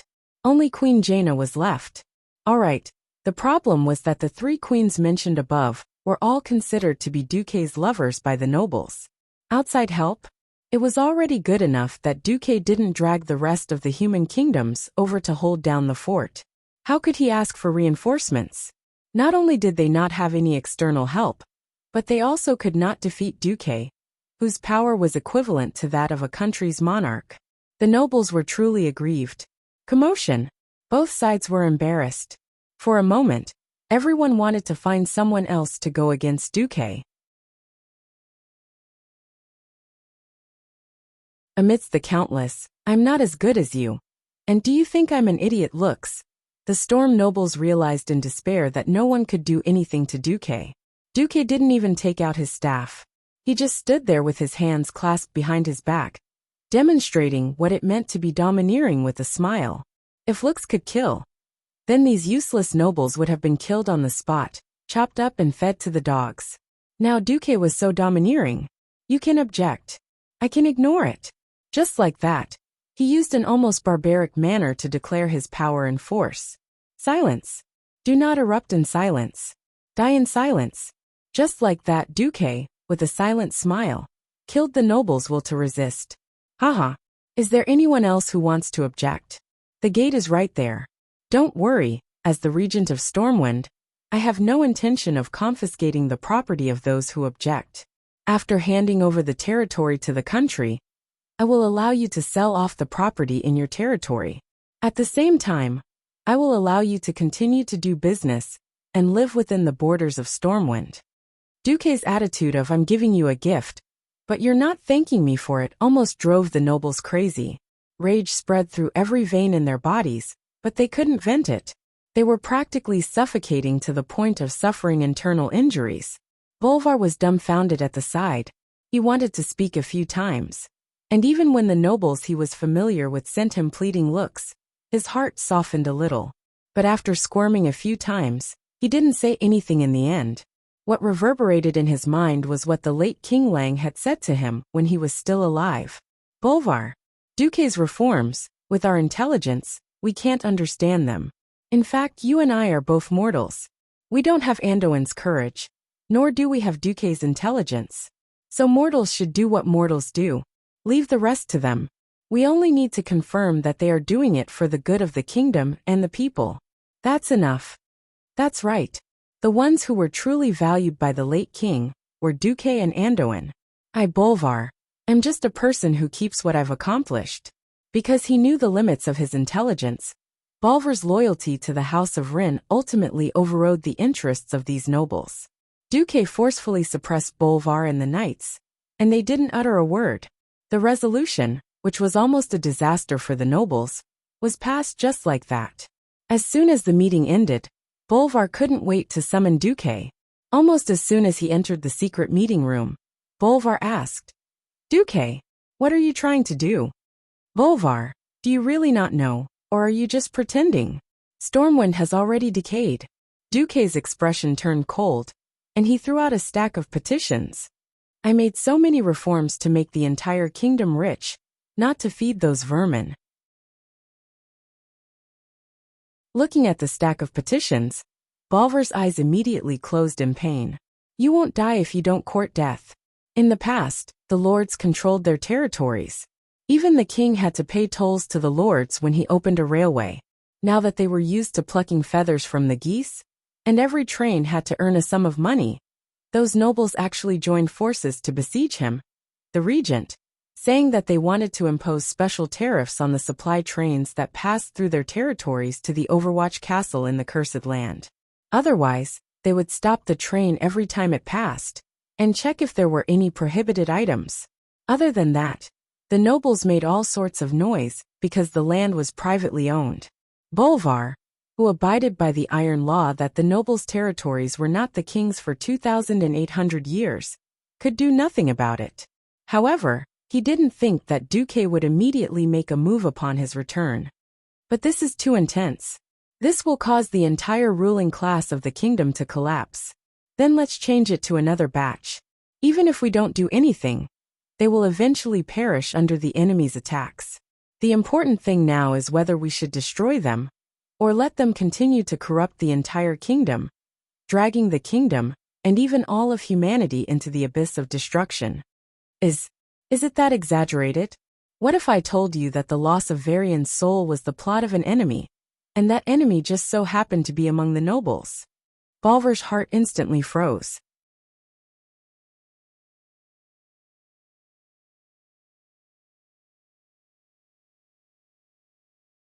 Chapter 1092.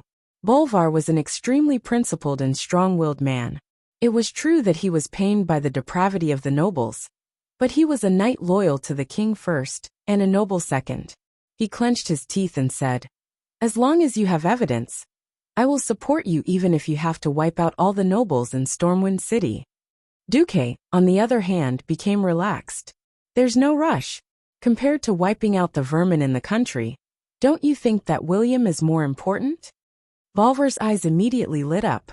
He pounced on Duque like a hungry tiger pouncing on its prey, grabbing Duque's arms tightly. You know where His Majesty's soul is? William's disappearance was the biggest stain on Bolvar's record as regent. It was the deepest humiliation.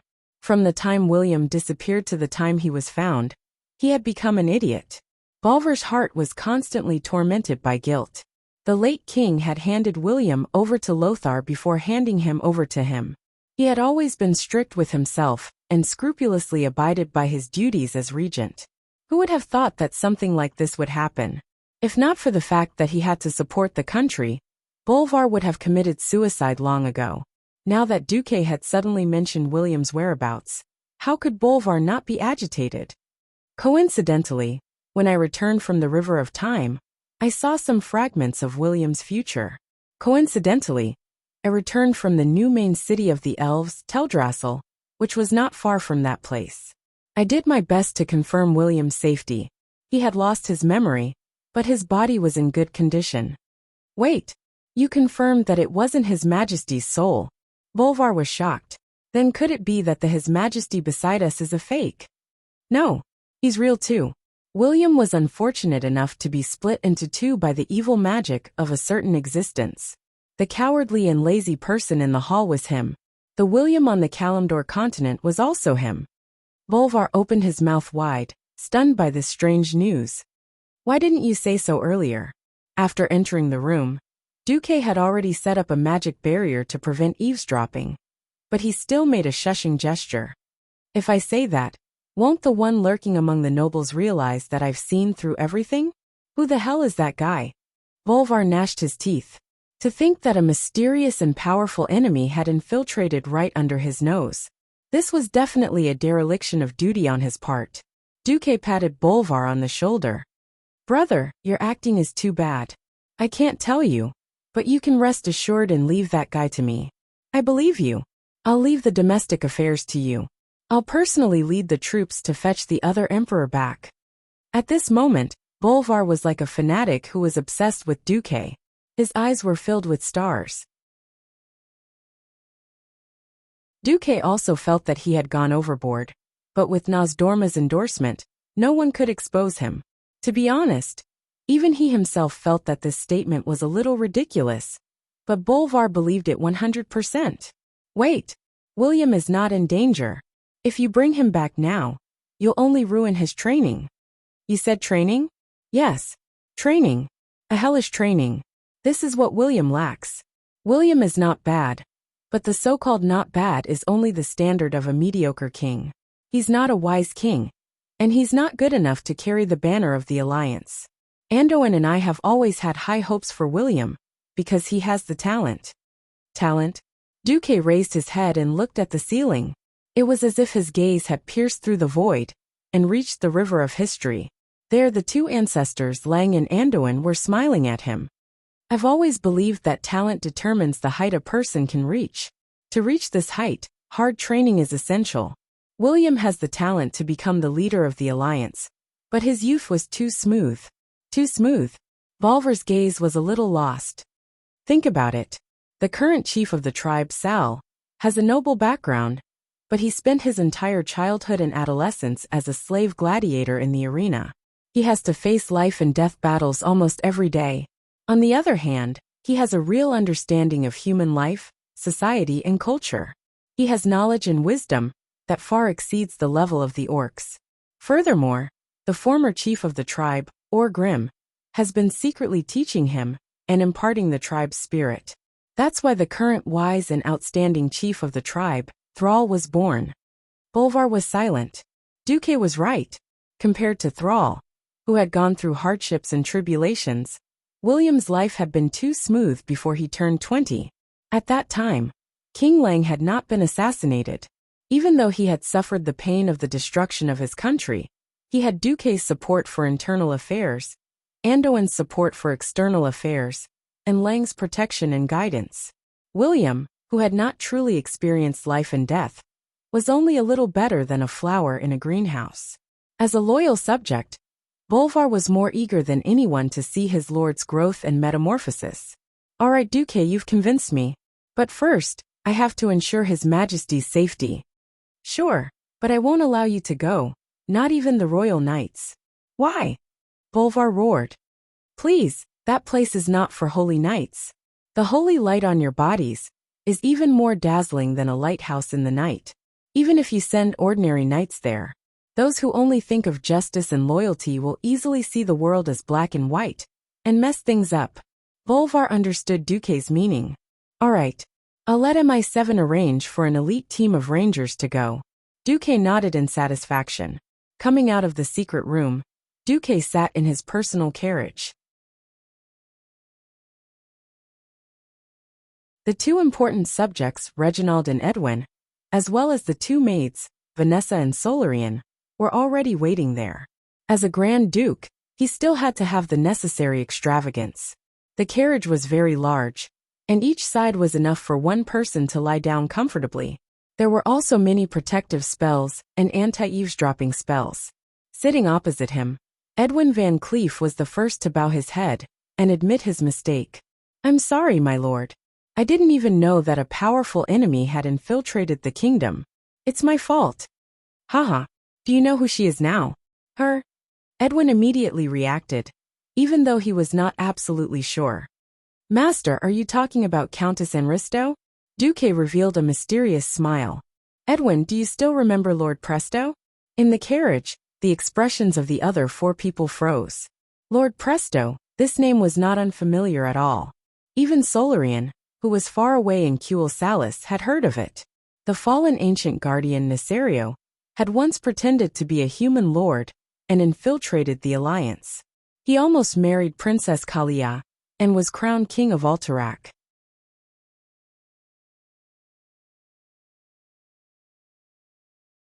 Chapter 1093. Edwin slapped his forehead in utter regret. This was a slap to his face. After all, he was in charge of the Marcus family's intelligence work. "It's not your fault. Enristo and Presto are very different in pronunciation and spelling." Duque wasn't spouting nonsense. After all, the common language in the world of Azeroth wasn't English. It was still an alphabetic system, but the letters, spelling, and pronunciation weren't the same. Windsor sighed. "I'm still thinking about how to dispatch troops if something happens to Stormwind City. But that's a dragon. Mortal force is meaningless." "Reggie, don't move your main force. The Blackrock Beastmen will run out of the burning steps and cause trouble soon. I'll leave those guys to you." "No problem." Windsor patted his chest, his eyes blazing with fighting spirit. He was 38 years old this year, the best age for a man. His martial skills hadn't declined, but he'd experienced 3 battles at the Dark Portal in one go. He was definitely an outstanding commander. Duque smiled. "Reggie, fight this battle as the general of Stormwind City. You'll get what you want." Windsor's eyes lit up frighteningly. Of course he knew what Duque was talking about, the Marshal Scepter. A marshal who wasn't even 40 years old. Just the thought of it was enough to make him go crazy with excitement. "Isn't it just taking care of the Blackrock Beastmen? Don't worry. If this was 20 years ago, Duque really wouldn't be able to rest easy. But after experiencing so much, Windsor was definitely trustworthy." Edwin brought the topic back again. "Who's coming this time? A female?" "Female. Could it be Onyxia?" "That's right. Too bad there's no prize." "What do we do?" "While she's still in human form, let's—" Vanessa made a throat-slitting gesture. Duque laughed. "Stop joking. Only when you cut her with your dagger will you realize that her seemingly delicate neck is actually 3 feet thick. TSK, are all giant dragons monsters?" Vanessa was indignant. Science could not explain why a giant dragon that weighed in tons would turn into a delicate woman that weighed less than 100 pounds after using the ultimate transformation spell. What else could Duque say about such a fantastical world? Solarian interrupted. "Then what do we do? Should he just wait like this? It doesn't seem to fit Master's personality." Solarian hadn't completely changed. After all, she hadn't spent much time with Duque. Duque didn't mind. He rested his chin on his left hand and rested his elbow on his knee. His right index finger tapped on the blue-dyed velvet cushion about 10 times rhythmically and smiled. "Solarian, you're right. Although waiting is in line with my status, the status of a mortal is meaningless to a dragon." At this point, a naughty smile appeared on Duque's face. "But since such a giant dragon doesn't play violence with us, and instead comes to the human world to play politics and conspiracy, wouldn't it be rude of us as the host not to play with her?" Vanessa pursed her lips. "Dear Master, are you sure that Alin has cleansed you of all evil powers?" "Damn it, Master is working, don't talk as a maid." Edwin couldn't stand watching his daughter anymore. After lecturing her, he immediately turned to Duque. "Master, you spoil Vanessa too much. She's almost forgotten her duty as a maid." Duque shrugged. "Yes, Master. Are you planning to destroy the entire noble class?" Windsor suddenly asked. After all, every knight apprentice is taught how to serve their lord when they are young. Only by making great contributions will they be allowed to enter the noble class and rise above the rest. If Master does this, with our power and power, we should be able to succeed. But there will be chaos. And who will rule the country in the future? Or do you want to change Stormwind to a Dalajan parliamentary system? Or a monarchical parliamentary system like in Quell the Loss? Sigh. Duque sighed. So that's the case? This was the inevitable limitation of the people of this era. Due to the lack of productivity and poor transportation, the human kingdoms of Azeroth, where Duque had transmigrated, were similar to the feudal system of medieval Europe. It was simple. It would take more than a month to send an order to the furthest border. The scope of the king's authority was usually limited to his field of vision. He couldn't control anything beyond a 3-day journey, so he had to give his vassals great autonomy. Every lord was in fact a local emperor. But Duque used 20 years to promote the mechanical revolution with the steam engine as the core, and almost covered the entire territory of Stormwind. It would take less than a week to travel from Stormwind to the furthest territory. Access to roads, access to money, access to government orders.